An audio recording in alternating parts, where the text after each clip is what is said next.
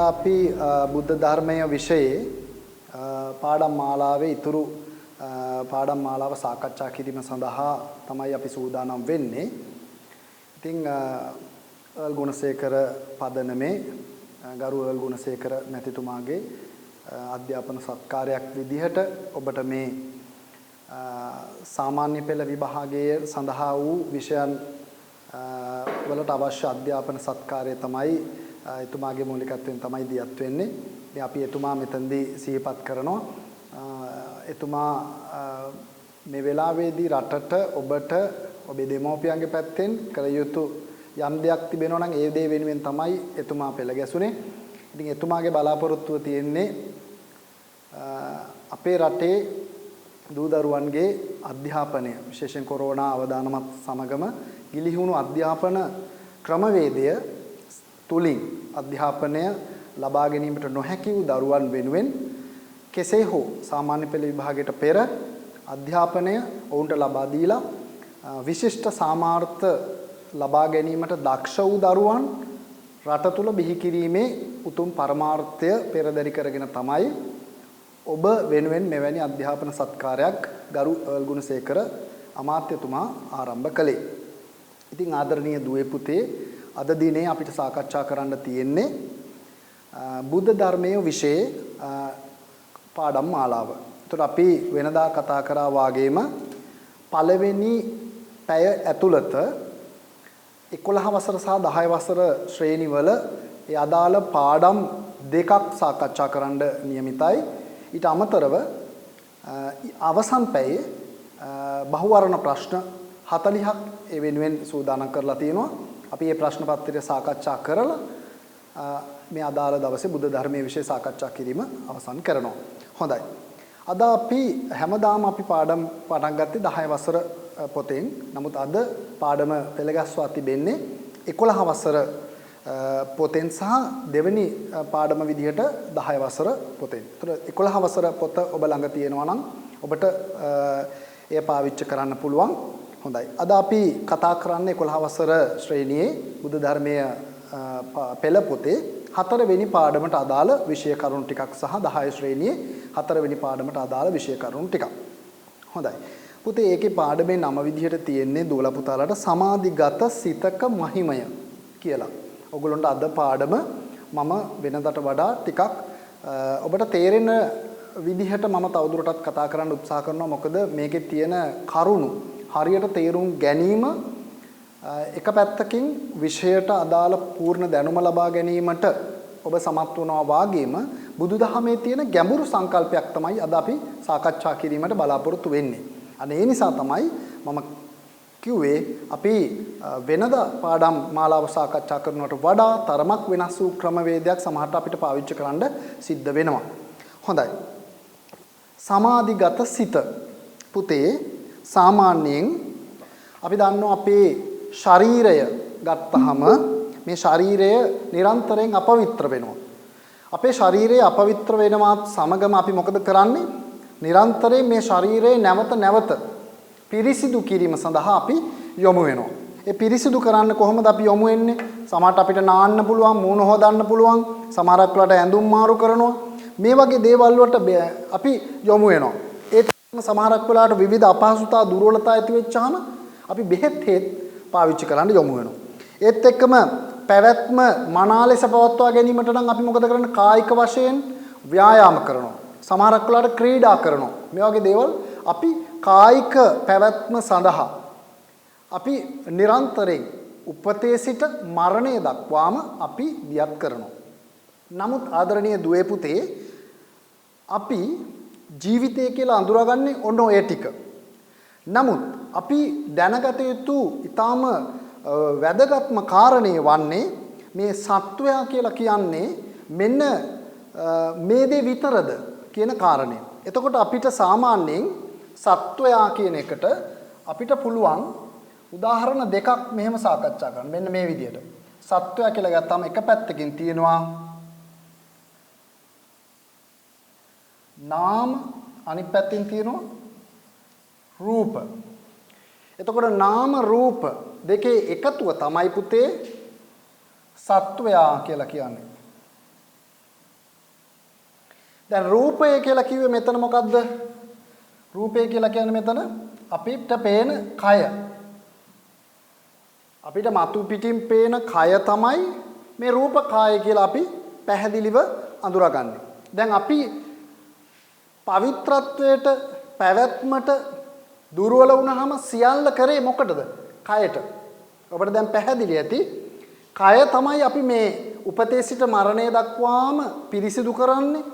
ඒ වගේම දුර්වල වෙච්චාම බෙහෙත් හේත් ගන්නෙ. ක්‍රීඩා කරලා විරලා ශක්තිමත් කරගන්න බලන්නේ. මෙච්චරයි. නමුත් බෞද්ධ දර්ශනය කියන්නේ මීට වඩා වෙනස් වූ අර්ථකථනයක් තියෙන්නේ. නාම කියලා කියන්නේ මෙතන සිත.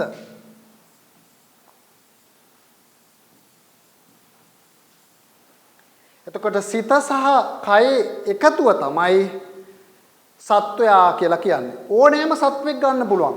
මෙතන මිනිසා විතරක් නෙවෙයිනේ. බල්ලා වෙන්න පුළුවන්, පක්ෂියෙක් වෙන්න පුළුවන්, දෙවි කෙනෙක් වෙන්න පුළුවන්, බ්‍රහ්මයෙක් වෙන්න පුළුවන්, නිරේ ඉන්න නිර්සතෙක් වෙන්න පුළුවන්. සියලුම දෙනා එකතු වෙලා හැදිලා තියෙන මේ නාම රූප දෙකේ එකතුවක්. ඒතර අපිට සමහරක් වෙලාවට ගොරෝසු කයක් ලැබිලා තියෙනවා නේ. අපිට මෙහෙම අල්ලලා බලන්න පුළුවන් කයක් අපිට තියෙනවා. සමහර දෙවි කෙනෙකුට එවැනි ගොරෝසු කයක් නැහැ. බොහොම සියුම් කයක් තමයි තියෙන්නේ දෙවි කෙනෙකුට. බ්‍රහ්මයන්ට ඒ වගේ සියුම් කයක් තියෙන්නේ. එතකොට දැන් අපි දන්නවා බල්ලෙක් ගමු. බල්ලට තියෙන ගොරෝසු කයක්. ප්‍රේතෙක් ගමු. එයාට තියෙන සියුම් කයක්. සමහර අපිට වඩා විරූපී කයක්. නමුත් අපිට කයට වඩා වෙනස්. ඒතර බලන්න මේ සත්වයා කියලා ගත්තහම පොදුවේ විවිධ සත්තු ඉන්නවා. නමුත් ඒ සියලුම දෙනා හැදිලා තියෙන්නේ නාම රූප කියන දෙකේ එකතුව තුලින් කියලා පළවෙනිට අඳුර ගන්න ඕනි. නාමය කියන එක සිතය, රූපය කියන එක කය කියලා පැහැදිලිව අපි මෙතෙන්දී අඳුරගත යුතුයි. හොඳයි. දැන් එහෙනම් බලන්න කය පිරිසිදු කරනවා වගේම දැන් පුතාලා කරනවද සිත පිරිසිදු කර ගැනීමට යම්කිසි ක්‍රියාවලියක්. දැන් පුතාලා ඉපදිච්ච දවසේ සිට මේ මොහොත දක්වාම කායික වශයෙන් ඇතිවෙච්ච වෙනස් වීම කොහොමද කියලා පුතාලා දන්නවා. පුංචි කාලේ හිටියේ කොහොමද? ෆොටෝස් එකේ ඇති පුතාලා බලපුවාම අද වෙනකන් මේ ක්‍රියාවලිය විකාශනය වෙච්ච විදිය, වර්ධනය වෙච්ච හැටි කායික වශයෙන් සිද්ධ වෙච්ච වෙනස් වීම, කොණ්ඩේ දික් වෙනවා, සමාට අතපය හොඳට හැඩි දැඩිව හැදෙනවා. මේ වගේ වෙනස් වීම් ටික තියෙනවා. එතකොට ඒවා දැක්කා වගේම මේ සිතත් පුතේ වර්ධනය වෙනවා. සිතෙත් තියෙන වෙනස් වීම. සිතත් සමහරක් වෙලාවට සිතේ ස්වභාවයන් වෙනස් වෙනවා. බලන්නකො පුංචි ළමයෙක්ගේ මනසට දැනෙන සිතුවිලි නෙවෙයි තරුණ කෙනෙක්ගේ මනසට දැනෙන්නේ. ඒහා සමානව මහලු කෙනෙකුගේ මනසට එයාගේ සිතට දැනෙන්නේ වෙනම වූ අරමුණු. ඒතර බලන්න මේ කායික වෙනස් වීමත් සමගම සිතේ එහෙම නැත්නම් නාම කියලා අපි කරගමු. මේ කොටසෙත් යම්කිසි වෙනස් වීමක් තියෙනවා. මේ දෙක කොයි විදියටද එකතු වෙලා තියෙන්නේ කියන කාරණේ. විශේෂයෙන් අපි මරණය කියලා කතා කරන්නේ එතකොට මේ රූප කායෙන් නාම කාය වෙන් වෙලා යනවා. එතකොට අපි මරුණා කියලා කියනවා. එතකොට අපි ගෙදරට අර මිනියක් විදියට අපි ගේන්නේ මොකද්ද? මේ කය. දැන් එතන සිත තියෙනවද? නැහැ. සිත කෙනෙක්ගේ නිරුද්ධ වෙලා ගියපු ගමන් අපි එතන කියනවා මරණයයි කියලා. ඉතින් මෙන්න මේ સિદ્ધාන්තය බුදුරජාණන් වහන්සේ ලස්සනට පැහැදිලි කරා. එතකොට මේ සිත ගැන තමයි අද අපි කතා කරන්නේ. සිත පිරිසුදු කරගන්න මොනවද අපි කරන්නේ? කල යුත්තේ බුදුරජාණන් වහන්සේ ඒ වෙනුවෙන් දේශිත කාරණා මොනවද කියන දේවල් තමයි අපි මෙතෙන්දී සාකච්ඡා කිරීමට බලාපොරොත්තු වෙන්නේ. හොඳයි. සිත කොයි වගේද? පුතාලා අඳුරාගෙන තියනවද සිත? දැන් අපි කතා කරන්නේ ඊළඟට සිත ගැන. සිත කොහමද? සිත කියලා කියන්නේ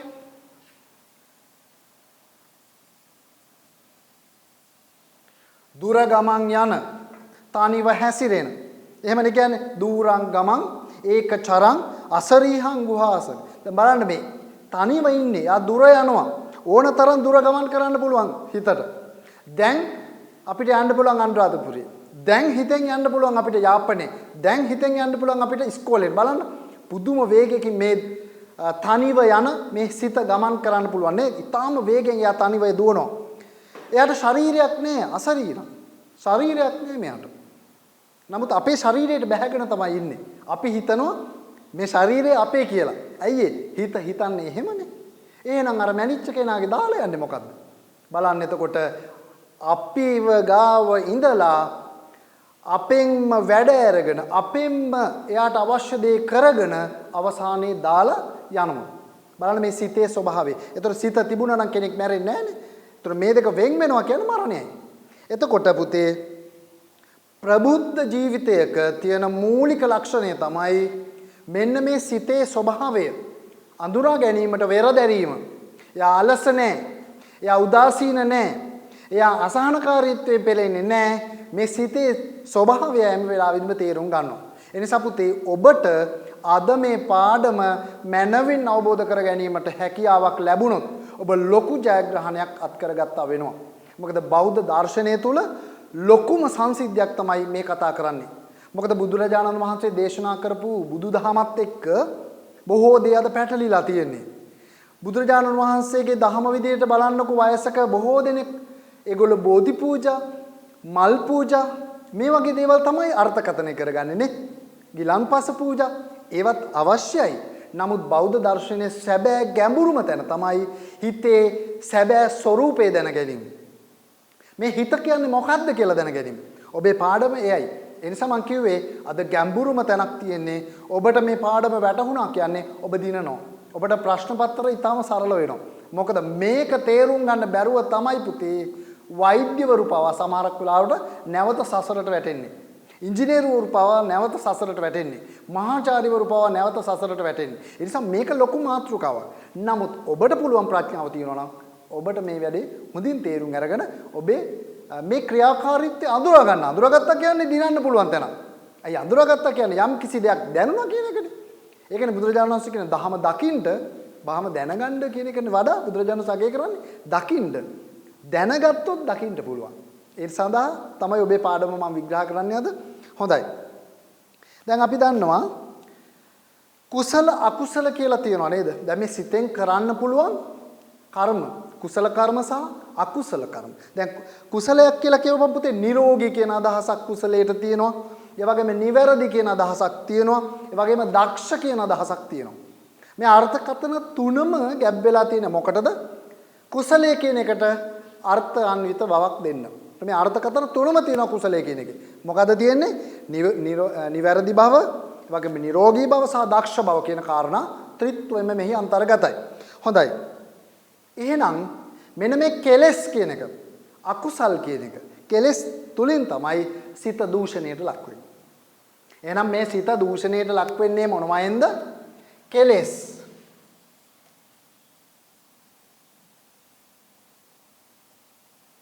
කෙලෙස් වලින් තමයි මේ සිත දූෂණයට ලක් වෙන්නේ. ඒතර කෙලෙස් පුංචි දරුවෙකුගේ මනසේ කෙලෙස් නෑ සිතේ.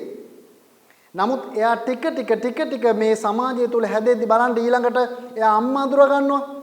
ඊට පස්සේ එයාගේ දේවල් අඳුර ගන්නවා. එයාගේ බඩු මුට්ටු අඳුර ගන්නවා. ටික තමයි අර තණ්හාව වගේ දේවල්, ඊර්ෂ්‍යාව වගේ දේවල්, ක්‍රෝධය වගේ දේවල්, මාන්නය වගේ දේවල් තමන්ගේ මනසට බහලාගෙන අන්න හිත දූෂණය කරගන්නවා. ටික දූෂණය කරගන්නවා. අන්න භාවනාවෙන් ඕක තමයි පිරිසුදු කරන්න ඕනේ. දැන් අර කය පිරිසුදු කරනවා වාගේ අපි ජීවත් වෙලා මැරෙද්දී අපේ හිත පිරිසුදු කරගන්න ක්‍රමවේදයක් අපි සකසාගත යුතුයි. ඒක ඔබ මුල සිටම සකසාගත යුතුයි.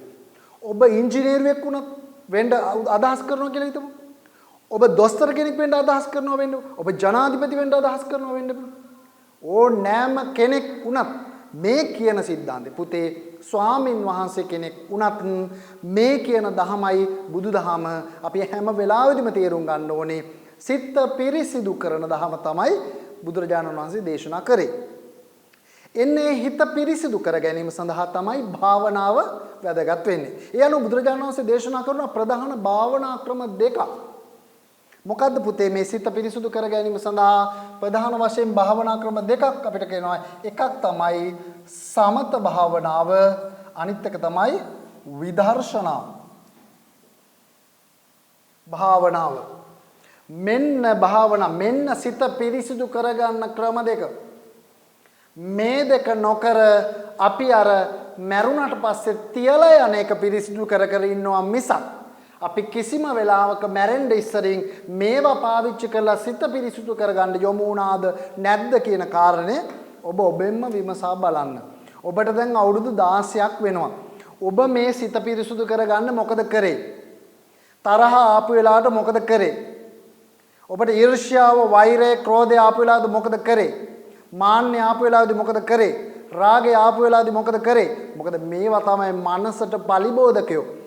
මනස තමන්ගේ සිත දූෂණයට ලක් කරන පලිබෝධක ටික තමයි මෙන්න මේ කියන කෙලෙස්. ඒතර මේවා පිරිසිදු කරන්න පුළුවන් ද අපිට මේ ලෝකේ තියෙන ලොකුම උපකරණය ගෙනල්ලා? බෑ. තාක්ෂණය අතින් වැදගත්ම උපකරණේ, වටිනාම උපකරණේ, ලොකුම සේවයක් කරන උපකරණය ගෙනල්ලා පුළුවන් හිත පිරිසිදු කරන්න? බෑ. එහෙමනම් මේ ලෝකේ ඉන්න ප්‍රබලම ධනපතියෝ, බල සම්පන්න පිරිස ඔය කියන විදිහට ඔක කරගෙන. නමුත් ඒ කිසිම ක්‍රමවේදයකින්, කිසිම උපකරණයකින් මේ සිත පිරිසිදු කරන්න බෑ කියලා බුදුරජාණන් වහන්සේ දේශනා කරනවා. මෙන්න ක්‍රමය සමත භාවනාව සහ විපස්සනා විදර්ශනා භාවනාවෙන් තමයි සිත පිරිසුදු කරගන්නට ක්‍රමවේදය හැදෙන්නේ.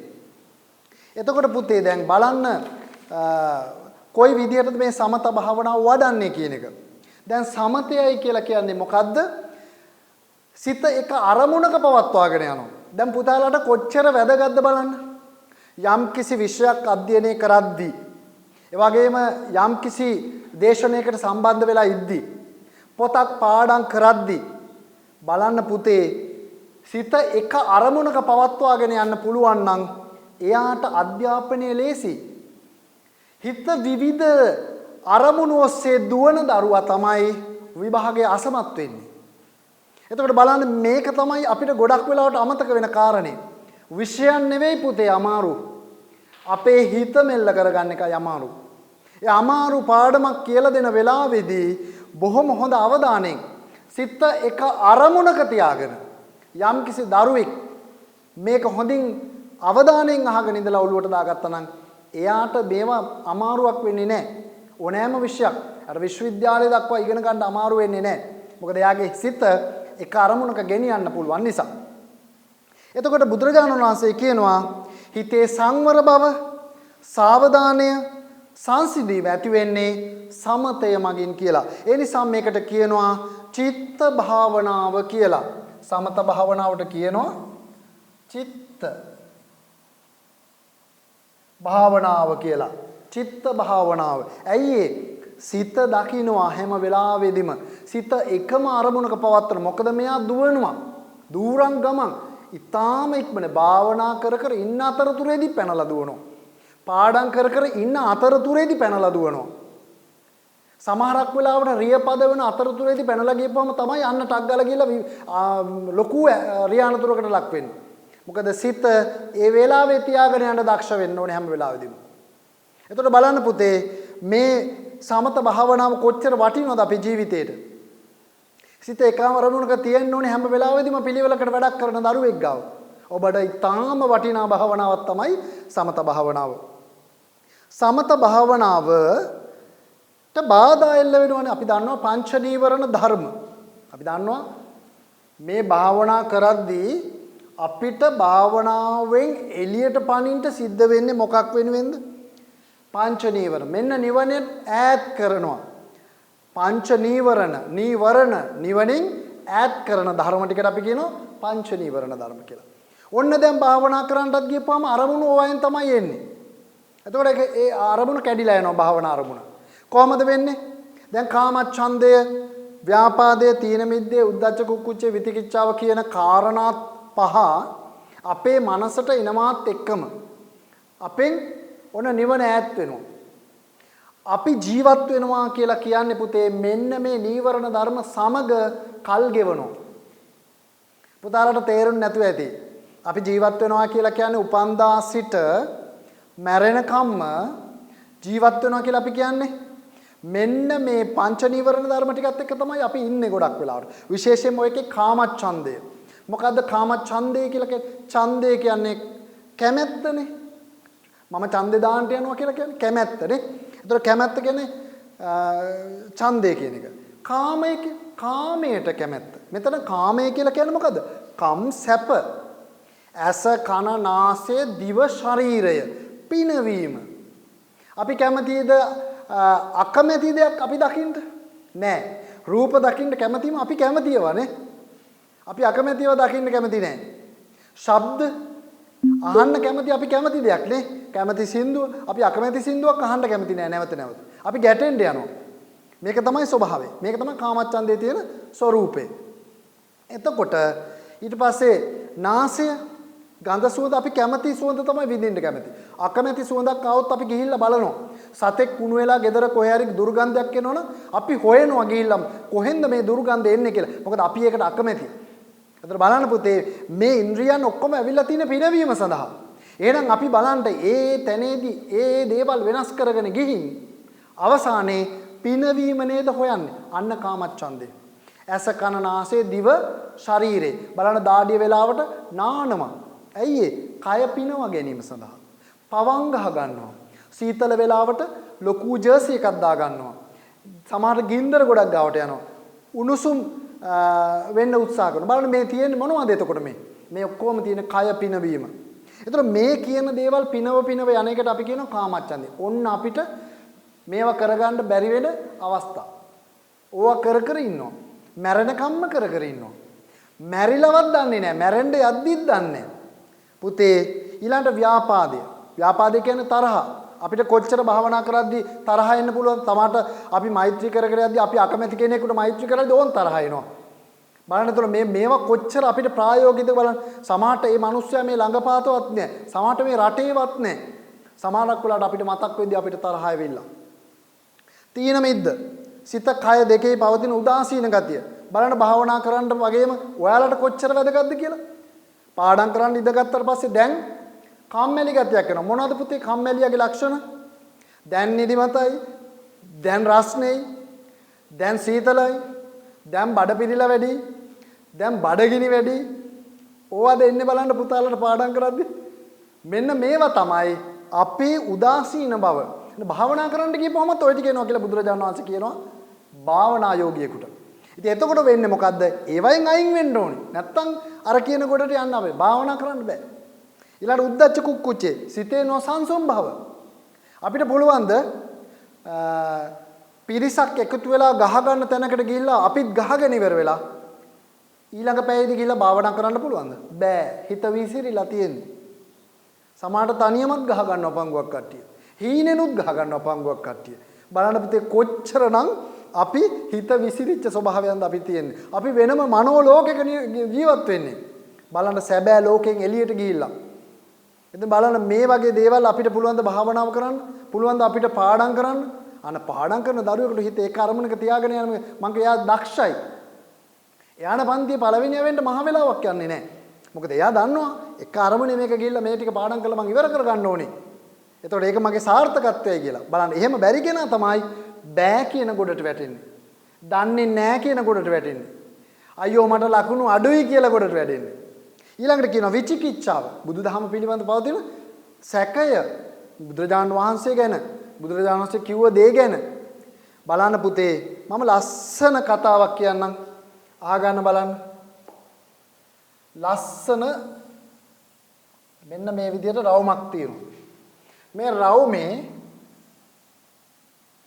අපි මෙහෙම ගමු. මෙන්න මේ විදිහට තියෙන රවුමේ මේක ඇතුලේ පොළව ඇතුලෙන් යනවා පුතේ කෝච්චියක්. මොකද්ද යන්නේ? කෝච්චියක්. මේ තියෙන්නේ පොළවෙන් උඩ ටික. මෙන්න මේකේ ආයුෂ කාලය අපි හිතමු අවුරුදු 60යි.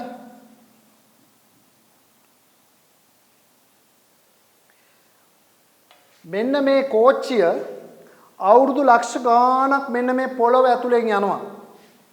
පොළව ඇතුලෙන් යන්නේ නිකන් නෙවෙයි. පොළව ඇතුලෙන් යන්නේ සම්පූර්ණයෙන්ම ගිනි ජාලාවල් මැද්දේ අනන්ත පරිණත දුක් විඳින්න යන්නේ. බොහෝ දෙනෙක් ඒ දුක් විඳින්න හිතනවා මේ කෝච්චියේ දොර කොහොම හරි ගලව ගන්න පුළුවන්ද කියලා. පුතේ කවදාවත් ඒ දොර ගලව ගන්න බෑ. කල්ප කෝටි ගාණක් මෙතන ගිහිල්ලා උඩට එනවා. ඔන්න ලක්ෂ වාරයකට පස්සේ වගේ. මෙන්න උඩට එනවා අවුරුදු 60ක්. මේ දැන් අපි උඩට ඇවිල්ලා ඉන්නේ. ඔබත් මමත් අපි ඔක්කොම උඩට දැන් ඇවිල්ලා ඉන්නේ. මේ කෝච්චියේ යට ගියපේව අපිට අමතකයි. අපිට මතකද නිරේ දුක් විඳේව?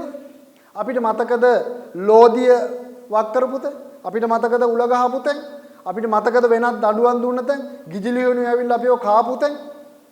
කිසිම දෙයක් අපිට මතක නැහැ. අපි අසුචි ගොඩවල් වල හිටපු තැන් මතකද? ඒ කිසිම දෙයක් අපිට මතක නැහැ.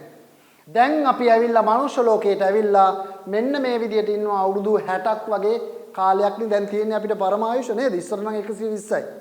ඉතින් ඇවිල්ලා මොකද කරන්නේ? මෙන්න මෙතන අර කියන පස්කම් සැප.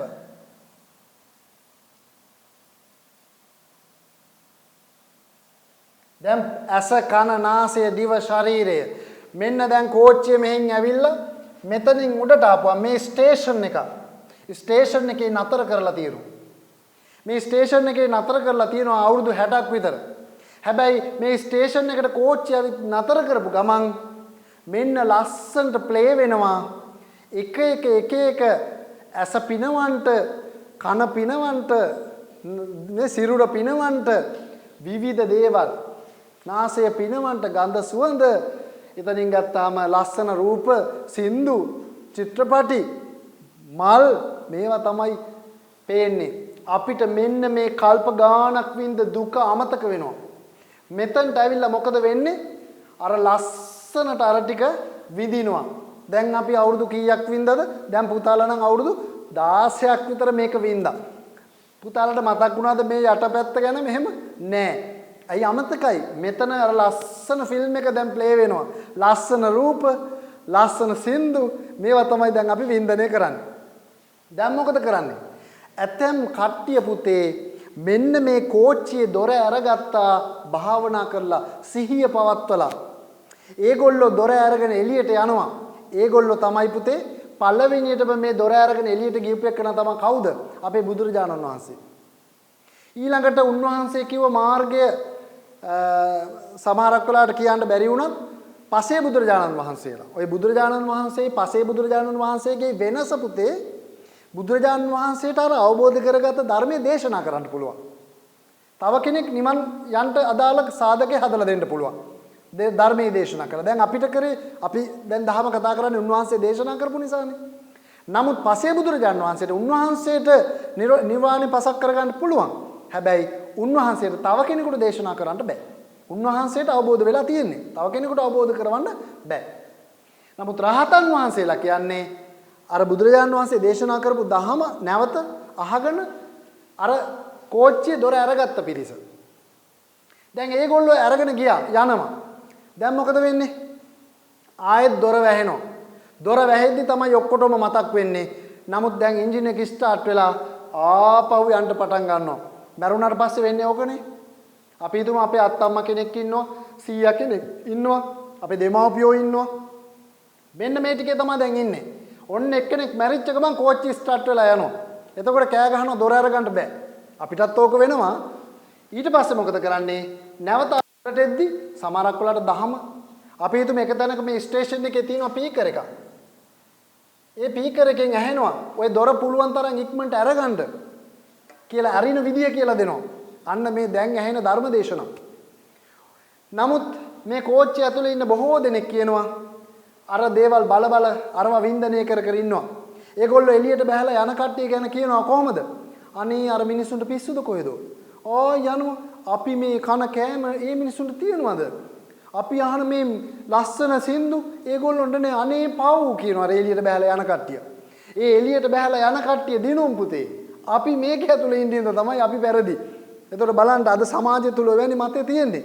නමුත් සමහර තව කල්ප ගාණක් ගිහින් කෝච්චිය උඩට එද්දී මේ පීකර් එකෙන් ඇහෙන එක නෑ.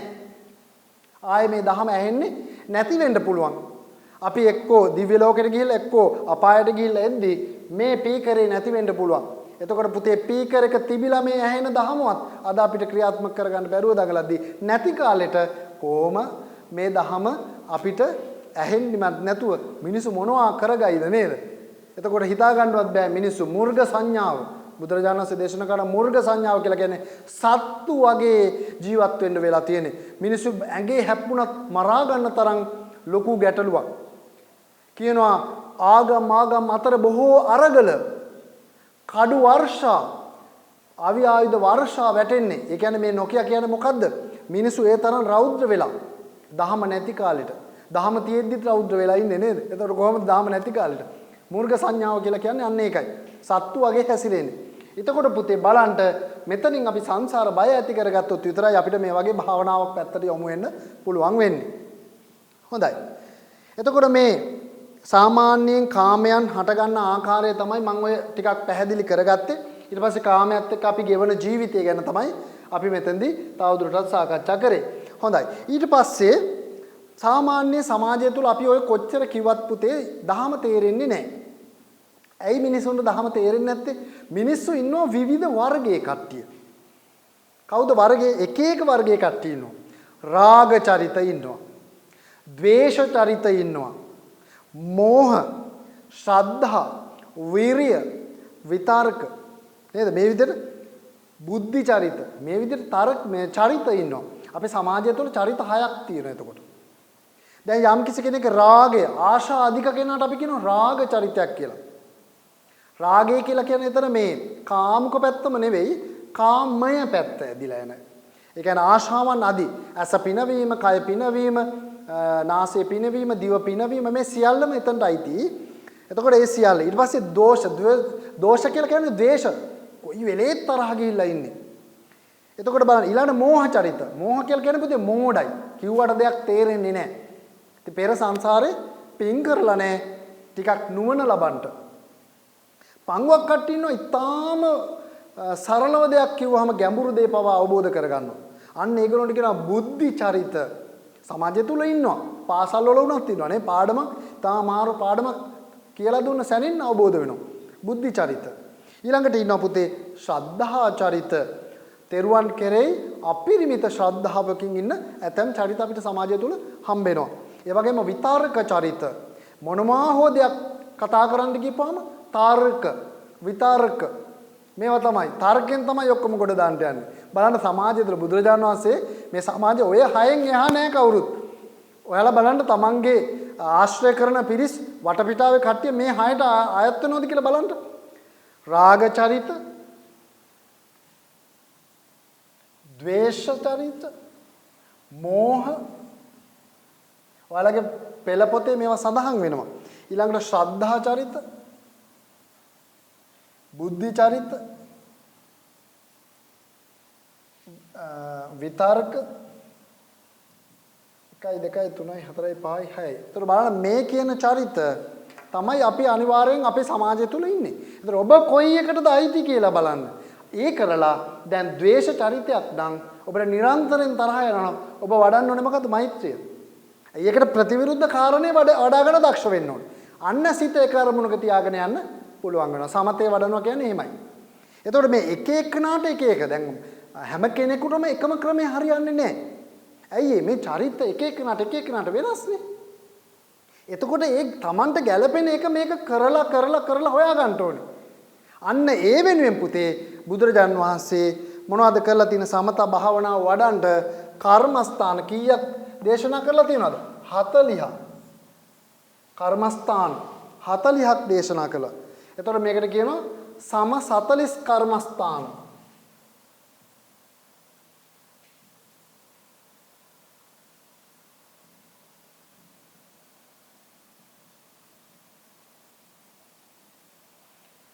සම 40 කර්මස්ථාන. ඒ කියන්නේ දස කසින 10, දස අසුබ 10, දස අනුස්සති 10 ඔය විදිහට කරුණු 40ක්. එතකොට Tamanට ගෝචර වන කර්මස්ථානය හොයා ගන්න ඕනේ. මේවා ඔක්කොම මැරෙන්න ඉස්සරින් කර ගන්න ඕනේ. එහෙම නැත්නම් අර මං ඉස්සෙල්ලා කිව්වා වගේ එන්ජින් එක ස්ටාර්ට් වෙච්ච එකම යනවා. ඊට පස්සේ ඉතින් ආයේ දොර අරගන්න බෑ. දහම ඇහෙන්නේ නැහැ. ඇයි? අපායට ගිහපම් දහම ඇහෙනවයි. නේද? නිර්සත්‍යක් වුණාම දහම ඇහෙන්නේ නැහනේ. එතකොට මේ ඉන්න වෙලාවේදී ඇස කන නාසය දිව ශරීරයේ තියෙන වෙලාවේදී බලන්න පුතේ කන කොයිතරම් ප්‍රයෝජනයිද අපිට දහම අහගන්න. ඇස කොයිතරම් ප්‍රයෝජනයිද අපිට බුදුරජාණන් වහන්සේ අඳුරා ගන්න. එතකොට මේවා තියෙන වෙලාවේදී මේවා හොඳට වැඩ කරන වෙලාවේදී තමයි අපි මේවා කරගන්න ඕනේ. එතකොට පැවැත්ම සඳහා ඔබ හොඳට ඉගෙන ගත යුතුයි. ඔබ වෛද්‍යවරයෙක් විය යුතුයි. ඔබ ඉංජිනේරුවෙක් විය යුතුයි. හැබැයි ඒ මොකද්ද? පැවැත්ම කියන සාධකයට. මොකද්ද පුතේ පැවැත්ම කියන්නේ? ඇයි මේ ලෝකේ අපි මැරෙනකන් ජීවත් වෙන්න අවශ්‍යයි නේද? ගියක් දොරක් යාන වාහනයක් දෙමාපියෝ නඩත්තු කරන්න බෙහෙත් ටිකක් ගන්න පින්කමක් කරන්න පැවැත්මට සාධක අවශ්‍යයි. රැකියාවක් කරන්න නැත්තම් කොහොමද? එහෙනම් ඊළඟට මොකද්ද? නැවැත්ම. ඔන්න භාවනාව. මේ දෙකම තියෙන කෙනාට කියනවා මිනිසා, බුද්ධිමත් කෙනා. මෙන්න මිනිසා කියන්නේ. මෙන්න එනවා ඇත්ත කෙනා. එහෙම නැති වුණොත් මිනිස්සු මැරෙනවා මේකට. හොඳට බලන්න. මිනිස්සු බොරු කියනවා. මිනිස්සු සත්තු මරනවා. මිනිස්සු මත්පැන් බොනවා. කාමයේ වරදව හැසිරෙනවා. මේ පැවැත්ම සඳහා. නමුත් ඒ එක පැත්තයි. මෙන්න එකස් කනා බුදුරජාණන් වහන්සේ කියනවා. එකස් කනා. ඒ කියන්නේ පුතේ එක ඇහැයි පේන්නේ. එයාට පරලොවක් නෑ. නැවැත්මක් ගැන හිතන්නවත් වෙලාවක් නෑ. ඇතම් කට්ටිය ඉන්නවා පුතේ නැවැත්ම ගැන විතරක් හොයනවා. නැවැත්ම ගැන විතරක් හොයන පැවැත්ම ගැන සමාහට බිරිඳට සලකන්නේ නැහැ, දරුවන්ට සලකන්නේ නැහැ, දරුවන්ට ඇඳුමක් කරන් දෙන්නේ නැහැ, දරුවන්ට වියදම් කරන්නේ නැහැ. මේ වගේ දේවල්. එතකොට එතන එයා විතරක් එහෙම ගියාට බෑ. එහෙනම් එතන බලන්න. එයත් එකස් කන. මේකම වෙනවා. දැන් බුදුරජාණන් වහන්සේ කියනවා මේ දෙක පිළිබඳවම යම් කිසි කෙනෙක් වෙහෙසෙනවා නම් අන්න එයා තමයි දැසම පෙනෙන්නා. දැසම පෙනෙන්නා. ඒ කියන්නේ ඇස් දෙකම පේන කෙනා මෙන්න මේ වෙනුවෙන් ක්‍රියාත්මක වෙන කෙනා. අන්න ඒ වෙනුවෙන් තමයි ඔබට මම කිව්වේ අර සමත භාවනාව තුල ඉස්සල්ලාම හැසිරියට මේ පාඩමේ ප්‍රධාන පරමාර්ථය. සිතේ කාර්මුණක පවත්වා හිත කියන එක දුවනවා. ඊළඟට මොකද සමත භාවනාව වැඩි වීම තුලින් මොකද්ද අපිට ගන්න පුළුවන්නේ? පුළුවන් පංච අභිඥා, අෂ්ට සමාපatti. මේ වගේ දේවල් ලබා ගන්න පුළුවන්. ඒ කියන්නේ සිත එක අරමුණක පැවැත්වීම තුල ඒ පවත්වන විනාඩි 5 වෙන්න පුළුවන් 10 15 20 30 පැය දෙක පැය 5 පැය 10 සමහරට මේ විදියට ගොඩ වෙලාවත් එක්ක ඒ වගේ ලැබෙන දේ උපරිමෙන් පංච අභිඥා අෂ්ට සමාපත්තිය. ඒතර රාහසින් එහෙම යන්නේ අසිත තාපසතුමා එහෙම ඉස්සර ධාන වලින් ගියේ ඔය සමතේ වඩලා. එතකොට සමත භාවනාව යම්කිසි ශිෂ්‍යෙක් වඩනවා නම් ඔබ වඩනවා නම් පුතේ ඔබටත් මහා ප්‍රතිඵල රැසක් අත් වෙනවා. ඔබට ඉගෙන ගන්න පුළුවන් වෙනවා. කවුද අකමැති අධ්‍යාපනය හරියට කරගන්නේ නැත? හැම කෙනෙක්ම කැමති. නමුත් කරනවද භාවනාව? නැහැ. එතකොට බලන්න පුතේ මතක ශක්තිය වැඩි වෙනවා. සමත භාවනාව කරන එක්කෙනෙකුට. ඊළඟට එක අරමුණක හිත පවත්වා ගැනීමට දක්ෂ වෙනවා. හිත විසිරෙන ස්වභාවය අඩුයි සමත භාවනාව කරන දරුවෙකුගේ. ගැටලු විසඳ ගන්න පුළුවන්. එයා දන්නවා මම ටිකක් ධර්මයේ ස්පර්ශ කරලා තියෙන්නේ. ඒ නිසා එයාට ගැටලුවක් ආපු වෙලාවට බෙල්ලේ වැලදා ගන්නෑ. බලන්න අද දරුවෝ කී දෙනෙක් බෙල්ලේ වැලදා ගන්නවද? සමානක් වලට ඒ 9ක් නැහැ කියලා ඒ 5ක් තියෙනවා බෙල්ලේ වැලදා ගන්න. ඇයි මොකද්ද ප්‍රශ්නේ? දහම හම්බෙලා නැහැ. මේ ජීවිතේ එකයි පෙරිලා තියෙන්නේ. ඒ 9ක් විතරයි. හැබැයි ඒ 9ක් නැති වුණා නම් ඒ 5ක් තියෙනවා කියලා ලද්ද දෙයින් සතුටු වෙන එක බුදුදහමේ තියෙනවා. බලන්න පුතේ එතකොට අපි ඔබට කියන්නේ ඔබ සැබෑ බෞද්ධෙක් වෙනවා නම් එහෙම අභියෝග හමුවේ දන ගහන්නේ නැහැ. හොඳ ශක්ති සම්පන්න දරුවෙක් විදිහට නැගී සිටින්න පුළුවන්. හොඳ වීරියවන්ත දරුවෙක් විදිහට නැගී සිටින්න පුළුවන්. හොඳ බෞද්ධෙක් වෙනවා කියන්නේ ඔබ මේ රටේ ඍජු කයක් තියෙන ඍජු කශේරුකාවක් තියෙන සැබෑ බුදු පුතෙක් බවට පත් වෙන කවදා හරි. මේ ටික තේරුම් ගන්න සමාධිය තුලින් ඔය එක කොටසයි. භාවනාව තුලින් එක පැත්තක් සමාධිය. එතකොට සමාධිය වඩන්න නැතුව කවදාවත් විදර්ශනාව වඩන්න බෑ. දැන් අපේ ඊළඟ පාඩම ඒක. එතකොට බලන්න පුතේ වහා අවබෝධ සුළු දරුවෙක් වෙනවා. සමත භාවනාව වඩනවා නම් හිතේ කර්මවල පවත්වනවා නම් එයාට වහා අවබෝධ සුළුයි.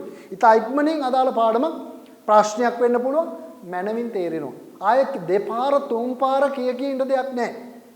මේක තමයි ඒ දක්ෂ දරුවාගේ තියෙන විශේෂත්වය.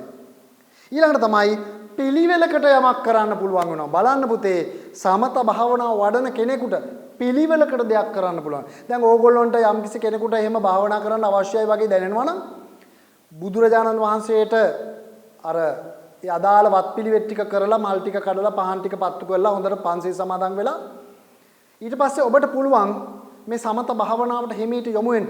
ඒක මෛත්‍රී භාවනාව කියලා කියන්නේ සමත භාවනාව. බුද්ධානුස්සතිය කියලා කියන්නේ සමත භාවනාව. ඒතර මේ වගේ දෙයකට ඔබට යන්න පුළුවන්. ඊට පස්සේ ඔබ විනාඩි 30ක් විතර මේ භාවනාව කරලා ඉවරලා ඔබ යන්නකෝ පාඩම් කරන්න. ඔබ යන්න අමාරු විෂයක අදාළ විෂය කරුණු ටිකක් ග්‍රහණය කරගන්න. බලන්න ඔබට බැරි වෙයිද කියලා. අනිවාර්යෙන් ඔබේ හිත සංසුන් කරගෙන ඒ අදාළ පාඩමට යොමු වෙච්ච ගනම් අනිවාර්යෙන් ඔබට ඒ පාඩම මීට වඩා හොඳ මනවින් අවබෝධයක් වෙනවා. එහෙනම් ඔබ මේ මම කියන කාරණා ඔබට පුළුවන් කරලා බලන්න. අහගෙන ඉඳලා වැඩක් නෑ. එතකොට විභාගෙ විතරයි පාස් වෙන්නේ. ජීවිතේ ජය ගන්න බෑ. හැබැයි ඔබට පුළුවන් විභාගෙ පාස් වෙලා ජීවිතේ ජය ගන්න. අන්න එතකොට ඔබට පුළුවන් වෙයි කවදාවත් වැටෙන්නේ නැති ජීවිතයක් අවසානයේ දක්වාම යන්න.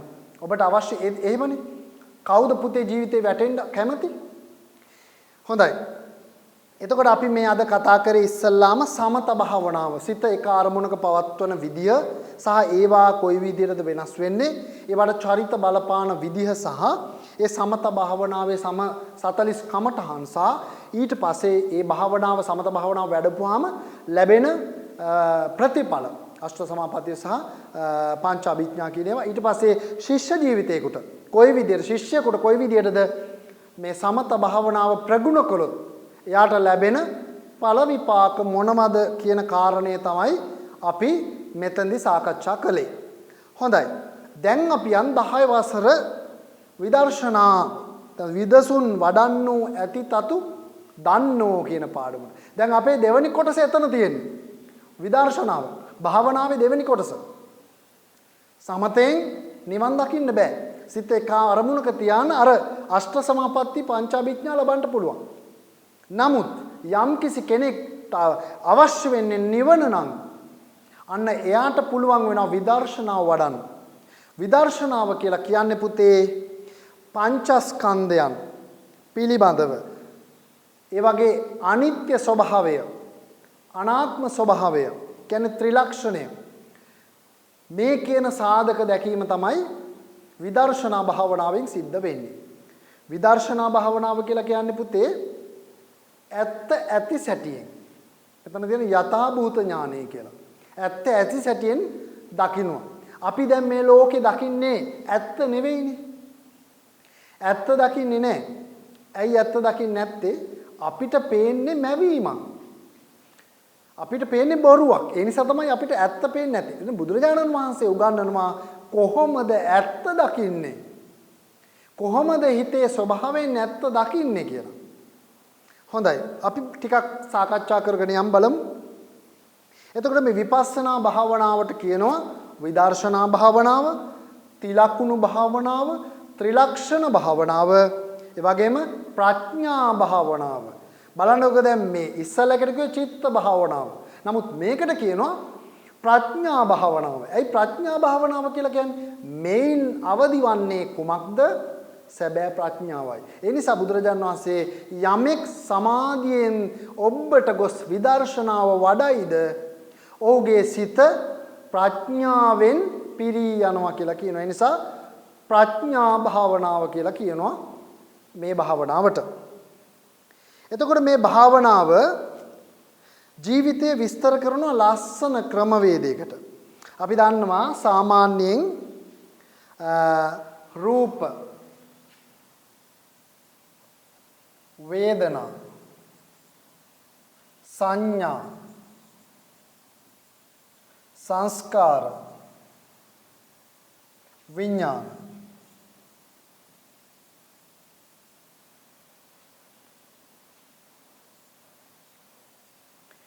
දැන් මේ කියන කාරණා අපි මොනවද ගන්න මේකට ලස්සනට අපි මේක අපි පස්සේ ඉස්සෙල්ලා කතා කරා නේද? රූප වේදනා සංඥා සංස්කාර විඥාන ස්කන්ධ. එතකොට මේ රූපය වේදනාව සංඥාව සංස්කාරය සහ විඥානය කියන එක. එතකොට දැන් රූපය කියලා කියන්නේ මොකද්ද? ශරීරයනේ. එතකොට රූපය කියලා කියන්නේ මොකද්ද පුතේ? ශරීරය. එතකොට ශරීරය. හොඳයි. එතකොට ඊළඟට දෙනවා වේදනාව කියලා කියන්නේ විඳීමනේ මෙතන. එතකොට විඳීමක් කියලා ගත්තාම මෙතන ගන්න පුළුවන් දුක් මධ්‍යස්ථ. එතකොට දුකක් වෙන්න පුළුවන් විඳීම සැපක් වෙන්න පුළුවන් මධ්‍යස්ථ වෙන්නත් පුළුවන්. මෙන්න වේදනාව. අපිට එහෙම වෙන්න පුළුවන් නේ. අයියෝ මට නම් ඒක මහා දුකක්. එහෙම තියෙනවනේ. ඔයාලගේ වයස වෙද්දි මේ වෙද්දි ඒවා අත්විඳලා තියෙන්නේ.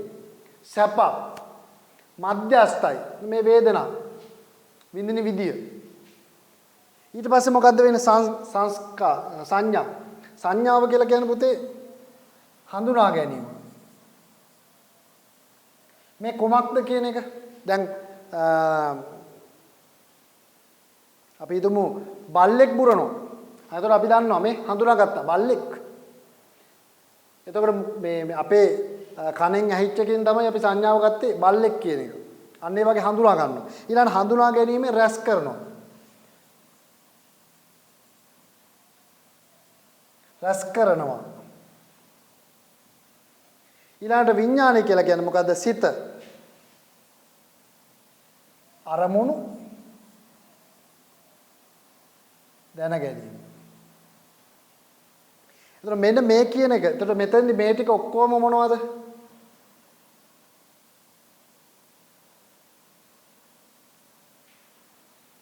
දැන් බලන්න රූප කියලා ගත්තාම මෙතන රූප මෙතන නාම මෙන්න සිතේ ස්වභාවයන් ටික. මේ ටික ඔක්කොම කොහෙන්ද වෙන්නේ? සිතෙන් වෙන්නේ. රූපේ ශරීරය ඒ ටික විතර රූපකාය.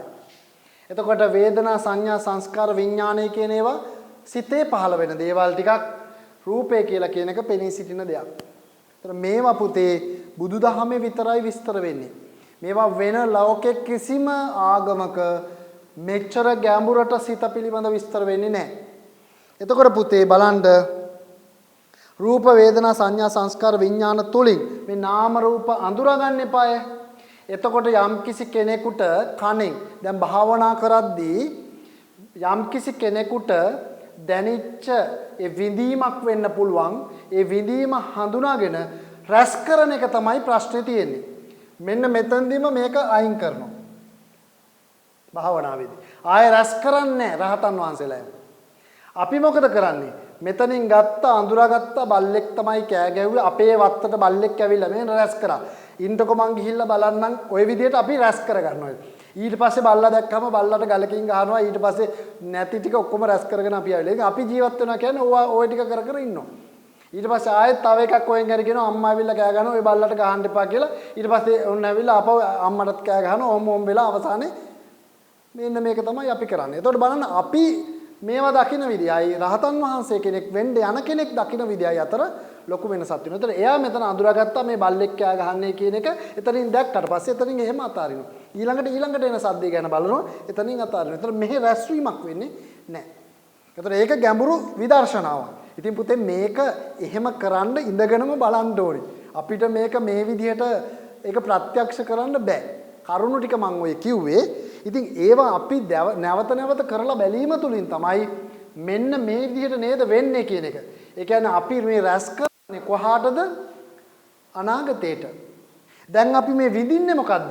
ඒ අතීතේ රැස් කරපුවා දැන් රැස් වෙනවා එනං අනාගතේට. ඒක රැස් වෙන්නේ කුසල්ද අකුසල්ද කියන එකත් මත අනාගතේ කොයි විදිහද කියලා තීරණය වෙනවා. මේක ලස්සන දහමක්. ඒකයි ධර්ම ආශ්චර්යයි කියලා කිව්වේ. හේතුඵලයි. මේ අපි විඳින්නේ හේතු රැස් කරලා ඇවිල්ලා දැන් ඵලෙ. ඔබ ඔයවැනි චරිතයක් වෙන්න හේතු අතීතයේදී සකසලා ඇවිදින් තමයි දැන් නැවත සකසනවා අනාගතයට.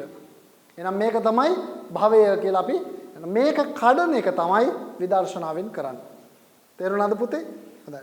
පාඩම ටිකක් අමාරු ඇති මම ඒකයි ටිකක් ඔයාලට තේරෙන විදිහට මම මේ අද වචන උනත් මේ හැම වෙලාවෙදිම වේගය අඩු කරලා කිව්වේ. ඒක හොඳයි. ඊට පස්සේ අපිට පුළුවන් මේ භාවනාව තුළ විදර්ශනා භාවනාව තුළ ගැඹුරු විදර්ශනාව යම් කිසි කෙනෙක් ස්පර්ශ කරනවා නම් ඒ විදර්ශනාව තුළින් අපිට ලැබෙන යහපත් ප්‍රතිඵල තියෙනවා නේද පුතේ? අර සමත භාවනාව වගේම ඉවසීමට පුරුදු වෙනවා. ඒත් එක්කම මානසික සුවයක් ලැබෙනවා. පුතේ බලන්නකො අපි කොච්චර මුදල් හම්බ කරන්නේ, ගෙවල් දොරවල් හදන්නේ, වතු පිටි ගන්නෙ, ඇඳුම් පැළඳුම් ගන්නෙ, රත්තරන් බඩු හදන්නේ. මේ ඔක්කොම කරන්නේ පුතේ යම්කිසි සතුටක් බලාපොරොත්තු වෙයි.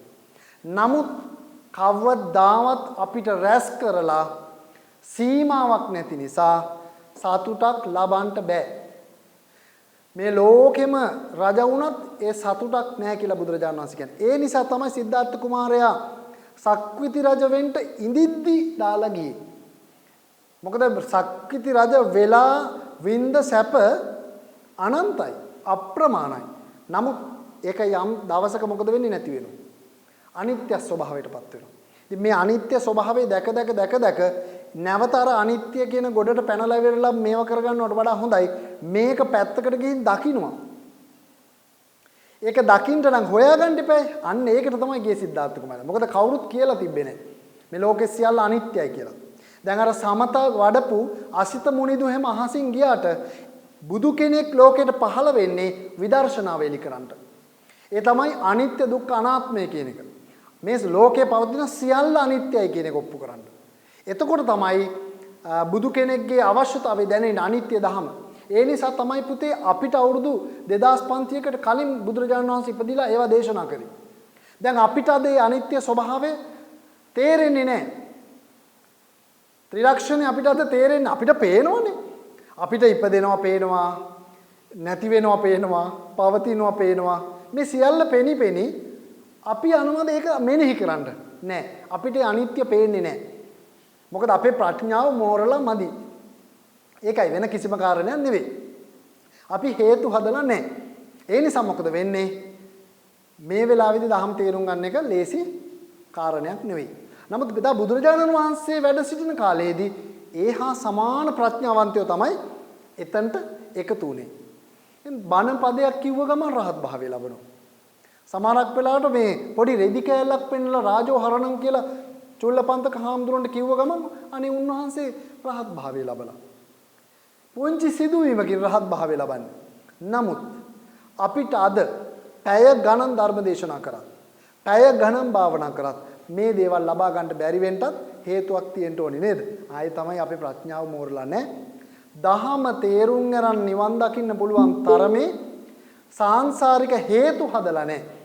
ඒක තමයි අපිට මෙහෙම වෙන්න හේතු වෙලා තියෙන්නේ. ඉතින් කරදර වෙන්න එපා, කලබල වෙන්නත් එපා, දුක් වෙන්නත් එපා, වීරිය වඩන්න. එතකොට සමහරක් වෙලාවට අපිට මේවා තේරුම් ගන්න පුළුවන් වෙයි. හොඳයි. අපි එහෙනම් දැන් ප්‍රශ්න පත්‍රයට යමු.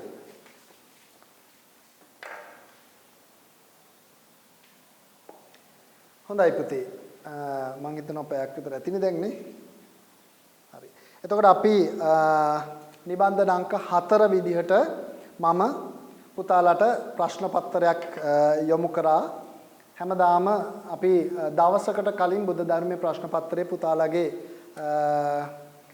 ගෲප් එකට මම දානවා. හැම කෙනෙක්ම පුතේ මේ ප්‍රශ්න පත්‍ර වලට උත්තර ගෙදරදී අරගෙන ලියන්න. ඒ ලියද්දි පුතේ පොතෙන් බලන්න නැතුව පුළුවන් තරම් ලියන්න.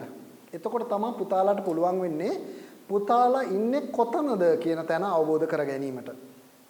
අපි පුතාලාට දැනුම දුන්නට පුතාලා පුළුවන් මේක පොතෙන් බලලා උත්තර ලියන්න. මම කියද්දි ටික් කරගන්න පුළුවන්.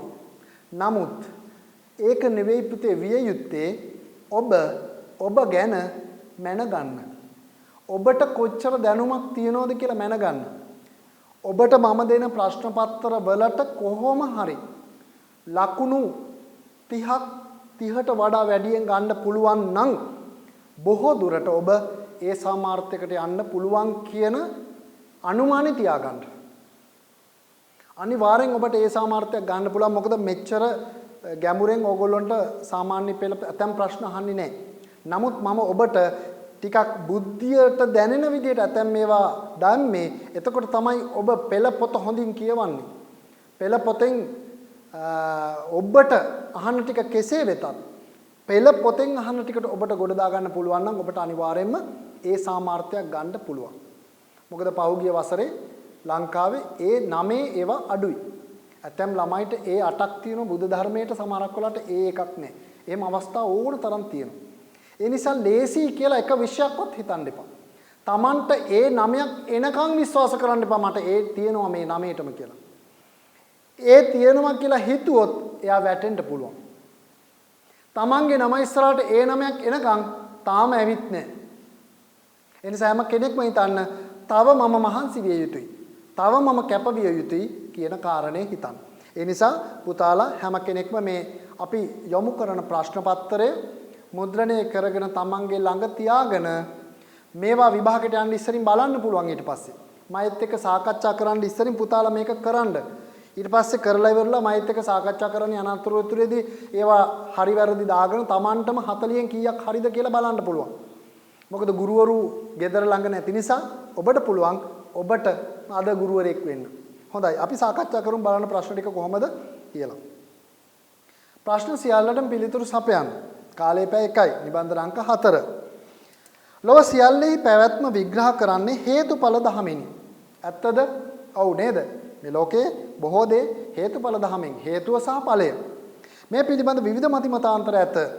මෙම මතයන් අතර නොගැලපෙන ප්‍රකාශය ඇතුළත් වරණේ වන්නේ මේ හේතුඵල වාදයට නොගැලපෙන එක. එක් දෙයක පැවැත්මට තවත් දෙයක් තිබිය යුතු නොවේ. එක දෙයක පැවැත්මට තවත් දෙයක් තියෙන්න ඕන නැල්ලු. දැන් එහෙම වෙන්නේ නැද්ද? බලන්න. ලෝක සියල්ල හුදකලාව නොපවතී. සියල්ල සහේතුක වේ. සහේතුක කියන එකේ අනිත් පැත්ත මොකද්ද? අහේතුක. එහෙනම් කිසිම දෙයක් හේතුවක් නැතුව සහේතුක කියලා කියන්නේ හේතු ඇතුව. එහෙනම් සියල්ල ඒ කියන්නේ හේතුඵල වාදය කියන එක නේ සහේතුකව කියලා කියන්නේ. කිසිවක තනි ක්‍රියාකාරීත්වයක් නැත. ඇත්තට කිසිම දෙයකට තනි ක්‍රියාකාරීත්වයක් නෑ පුතේ.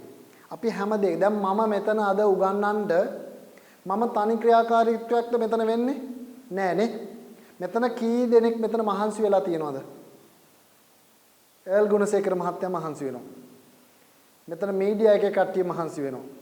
ඊට පස්සේ නැවත ඒවා හදන්න මහන්සි වෙනවා. ප්‍රශ්න පත්‍ර මුද්‍රණය කරන්න මහන්සි වෙනවා. ටයිප් කරන්න කෙනෙක් මහන්සි වෙනවා. උගන්වන්න කෙනෙක් මහන්සි වෙනවා. දැන් ඔයගොල්ලන්ට පේනවා ඇතිනේ මේ කියන ඒවා ඇත්තද? එහෙනම් පුතේ මේකේ නොගැලපෙන එක තමයි එක් දෙයක පැවැත්ම සඳහා තවත් දෙයක් තිබිය යුතු නැහැ. ඒක අපේ බුදුදහමේ හේතුඵල වාදයට අදාළ වෙන්නේ නැති කාරණයක්. ඒ නිසා පළවෙනි ප්‍රශ්නෙට උත්තරය වෙන්නේ පුතේ පළවෙනි උත්තරය අංක 1. දෙවෙනි ප්‍රශ්නය. සත්වයන්ගේ සසර ගමන දැකිය හැකි තාක්ෂණික මෙවලමක් නැත. එහෙනම් කිසිම වෙලාවක මේ සංසාර භව චක්‍රය දකින්න පුළුවන් යම්කිසි තාක්ෂණික උපකරණ මේ වෙද්දි ලෝකේ හදලා නැහැ. මං ඉස්සලා කිව්වේ හදලා තියෙනවා නම් මේ වෙද්දි අපේ බොහෝ ධනපතියෝ මේක අරගෙන නේද? නමුත් එහෙම එකක් නැහැ. ඒ දුටු පළමු ප්‍රඥා බුදුරජාණන් වහන්සේ. මෙන්න මේ සංසාර චක්‍රය දැක්ක එකම කෙනා පළවෙනි කෙනා තමයි බුදුරජාණන් වහන්සේ.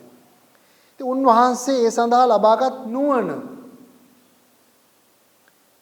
පුබ්බේ නිවාසානුස්සති. පුබ්බේ කියලා කියන්නේ පුතේ පෙර ආත්ම භාවයන් පිළිබඳ නුවණ. ආසවක්ඛ්‍ය ඥානය. දිබ්බසෝත. දිවසින් කියලා කියන්නේ දිබ්බසෝත. චුතුපපාත. එහෙනම් චුතු උපපාත. චුතු උපපාත කියලා කියන්නේ පුතේ යම් කිසි කෙනෙක් ඉපදෙනවා ආයෙ මැරෙනවා. ආයෙ මැරුණ කෙනා ආයෙ මොකද වෙන්නේ? ආයෙ උපදිනවා. ඒ හිටපු ක්‍රමෙම දන්නේ. හැබැයි වෙන තැනක වෙන්නත් පුළුවන්. ආයෙත් මොකද වෙන්නේ? මැරෙනවා. ආයෙත් මොකද වෙන්නේ? ඉපදෙනවා. ආයෙත් මැරෙනවා. මෙන්න මේ විදිහට කියන චුතු උපපාත. එහෙනම් උත්තරේ මොකද්ද වෙන්නේ? තාක්ෂණික මෙවලමක් නැහැ. බුදුරජාණන් වහන්සේ තමයි මේ භවයේ දැක්කේ කොහොමද? ඉපදෙනවා, මැරෙනවා, ඉපදෙනවා, මැරෙනවා. මේකට කියනවා චුතු උපපාත ඥානය.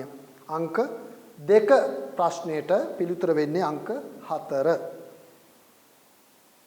පාරමිතා පුරණ බෝසතාණන් වහන්සේ පිළිබඳව නිදසුන් සපේන ජනප්‍රිය ජාතක කතාවක් ලෝමහංස ජාතකය. පුතාලට පාරමිතා පාඩම කතා කරද්දී ඒකේ තිබුණා මේ දස පාරමිතා සහ ඒ පාරමිතා වලට අදාළ ජාතක කතා. දැන් ප්‍රඥා පාරමිතාවට උම්මංග ජාතකය, දාන පාරමිතාවට වෙස්සන්තර ජාතකය වගේ මේක අහනවා ලෝමහංස ජාතකය කියන ජාතක කතාවෙන් අපිට පෙන්වන්නේ මොන කාරණේද කියලා, පාරමිතාවද කියලා. නම් මොකද්ද පුතේ උත්තරේ?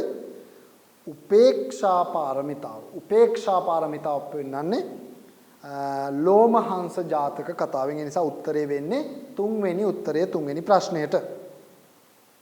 ඊළඟ හතරවෙනි ප්‍රශ්නය කායික සීලයට අයත් නොවන්නේ. කායික කියලා කියන්නේ පුතේ කය. අපි දන්නවා කයේ සංවර භාවයනේ. සීලය කියලා කියන්නේ මොකද්ද පුතේ? සීලය කියලා කියන්නේ කය වචනය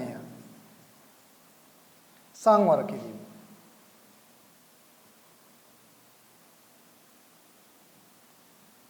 එතකොට කයයි වචනයයි. කය කියලා කියන්නේ මොකද්ද? ශරීරයනේ.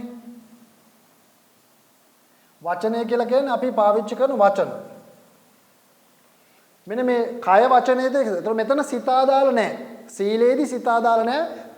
සිත දියුණු කරන්න පුළුවන් සිල් ගත්ත දවසේදී පළවෙනියටම කයයි වචනයයි දෙකයි සංවර කරගත යුතුයි සීලේදී. එහෙනම් මේකෙදි කියනවා කායික සීලයට. කායික සීලය. එතකොට මොනවද කායික වශයෙන් සිද්ධ කරන්න අපි අකුසල් සීලය සමාදන් වෙච්චාම නොකර ඉන්න ඕනි? ප්‍රාණඝාතය. අදත්තාදාන කියන්නේ හොරකම් කිරීම. කයෙන්නේ කරන්නේ. සත්තු මරන්නේ කයෙන්. එහෙනම් මේව කරන්න බෑ. මේ දෙකම එන්නේ නැහැ. කාමීත්‍යාචාරය. කාමීත්‍යාචාරය කියලා කියන්නේ වැරදි විදියට කාමයේ හැසිරෙනවා. ඒතකොට ඒක කරන්නත් කයෙන්. එහෙනම් මේ තුනම අයින් වෙනවා. මුසාවාදේ. මුසාවාදේ වෙන්නේ කයෙන් නෙවෙයි වචනෙන් නේ. වචනෙන් වෙන්න පුළුවන් ඒවා කීයක් තියෙනවද? 4ක් තියෙනවා. බොරු කීම, කේලම් කීම, හිස් වචන කීම, පරුස වචන කීම. ඒතර බොරු කීම කියන එක තමයි මුසාවාදේ. ඒක වචනෙන් වෙන නිසා නොවන්නේ මොකද්ද? 4. අංක 4. 4ට උත්තරේ අංක 4. බෝසත්තුරු මෛත්‍රී පාරමිතාව 3 ආකාරයකින් සම්පූර්ණ කරයි. මෙසේ නොවන අවස්ථාවක් වන්න. එහෙම බෝසතාණන් වහන්සේලා මෛත්‍රී පාරමිතාව ආකාර 3කට සම්පූර්ණ කරනවා. මෛත්‍රී කාය කර්ම.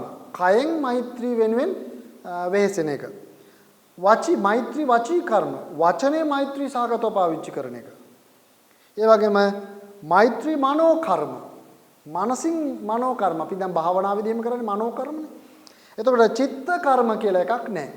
ඔයගොල්ලෝ බලන්න පුළුවන් සමත භාවනාවේදී එහෙම මෛත්‍රී ඒ වගේම පාරමිතා පාඩමේදී ඔය කියන කාරණාව මනවින් විස්තර කරන පාරමිතා පාඩමේදී. එහෙනම් මෛත්‍රී චිත්ත කර්ම කියලා එකක් එතන සඳහන් වෙන්නේ නැති නිසා උත්තරේ වෙන්නේ අංක 3. පස්වෙනි ප්‍රශ්නෙට අංක 3 වෙනි උත්තරය. පරිමණ්ඩල යනුවෙන් අදහස් කරන්නේ. අපි දන්නවා භික්ෂුන් වහන්සේලාට යම් යම් විනය රීති පනවලා තියෙනවා බුදුරජාණන් වහන්සේ විසින්. ඒ කියන්නේ පුතේ යම් පැවැත්ම සඳහා තමයි මේ සංඝ සමාජය තුල මේ විනය රීති පනවලා තියෙන. බුදුරජාණන් වහන්සේගේ විනය ඊටාම වැදගත්. ඇයි වැදගත් වෙන්නේ? බුදුරජාණන් වහන්සේ දේශනා කරලා තියෙනවා ආනන්ද මහරහතන් වහන්සේ ආනන්ද විනයෝ නාම සාසනස්ස ආයු. ශාසනය ආයුෂ. ශාසනය කවදා වෙනකම් පවතිනවද? ආයුෂ කියලා කියන්නේ පවතිනවද?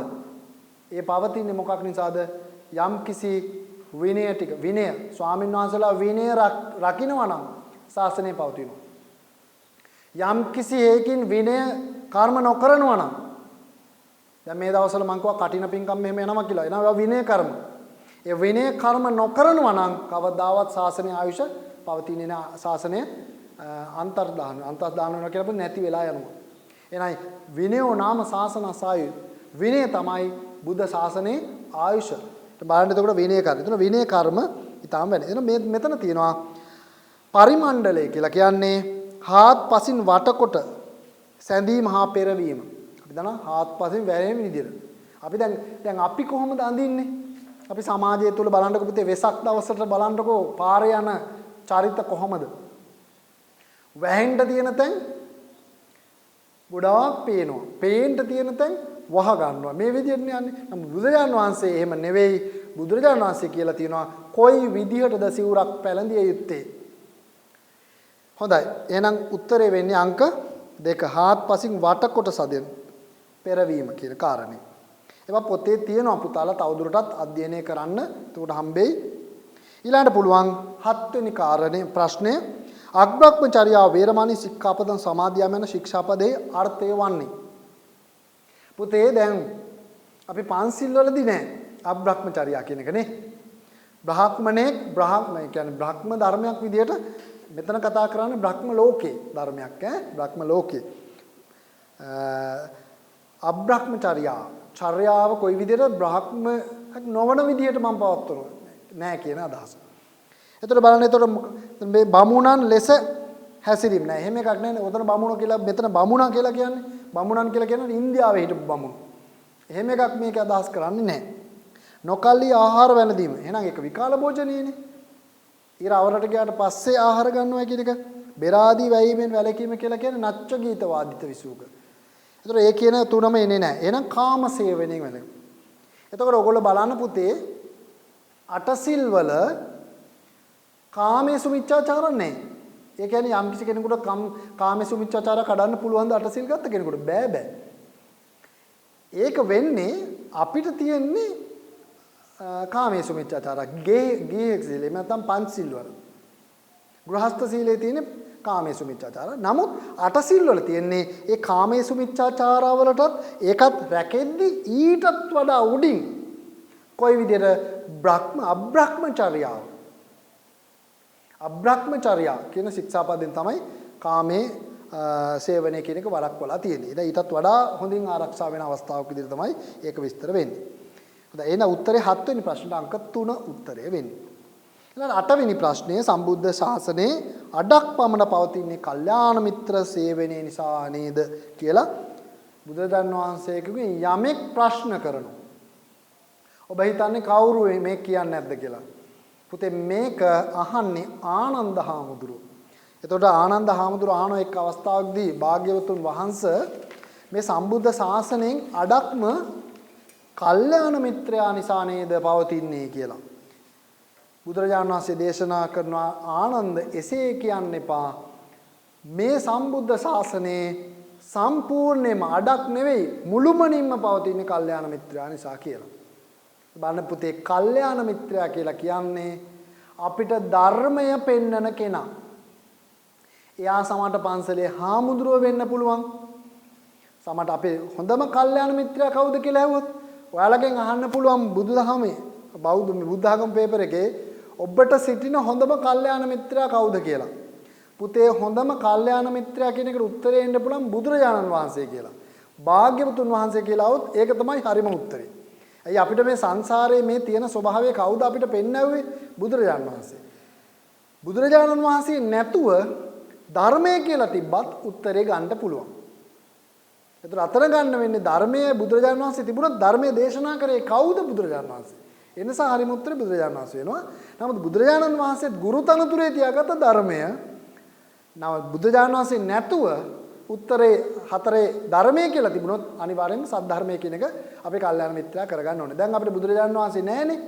නමුත් අපේ කල්යාණ මිත්‍රයා කවුද? සද්ධර්මය. සද්ධර්මය කියන්නේ බුදුරජාණන් වහන්සේ. බුදුරජාණන් වහන්සේ කියන්නේ සද්ධර්මය. අර එකම තැන තියෙන කාරණයක් ඕක. හොඳයි. ආනන්ද මහරහතන් වහන්සේ තමයි ওই පැනේ බුදුරජාණන් වහන්සේගෙන් විමසුවේ. එහෙනම් උත්තරේ වෙන්නේ කීයද? 1. 8 වෙනි ප්‍රශ්නෙට උත්තරේ අංක 1. ඊළඟ සංඝ බෙහෙද ඇති කිරීමේ අරමුණින් බුදුරජාණන් වහන්සේගෙන් වර 5ක් ඉල්ලවලු. කවුද පුතේ සංඝ බෙහෙද කිව්ව ගමන් අපිට එක්කෙනෙක් මතක් වෙනවා නේද? දේවදත්ත හාමුදුරුවෝ. පුතේ ඔය දේවදත්ත හාමුදුරුවෝ ඉන්නව නේද? දේවදත්ත හාමුදුරුවන්ට ගොඩාක් අපේ සමාජය තුල ඊතරම් මේ තැකීමක් කරන්නේ. නමුත් අපි එහෙම කරන්න හොඳ නැහැ. ඇයි එහෙම කරන්න හොඳ නැත්තේ? බුදුරජාණන් වහන්සේ ට වෛරකම් කරා තමයි. සාරාංශක කල්ප ලක්ෂයක් වෛරකම් කරා. අර ඔයාලා දන්නවනේ අර ජාතක කතාව නේද? මේ සේරිවාණිජ ජාතක කතාවේ අර රන් තලිය ගන්න බැරි වෙච්ච බලන්න මේ ලෝභය සහ ද්වේෂය කියන එකේ තියෙන ඵල විපාක. හොඳට තේරුම් ගන්න පුතේ දේවදත්ත හාමුදුරන්ගේ කතාවෙන් චරිතයෙන් අපිට ගන්න තියෙන්නේ ද්වේෂය කියන්නේ තරහ කියන එකේ ඒ වගේම තමයි ලෝභය කියන එක. ওই දෙක ඇති සංසාරේ අපි දැවැන්ත දුක් වලට පමුණවන්න.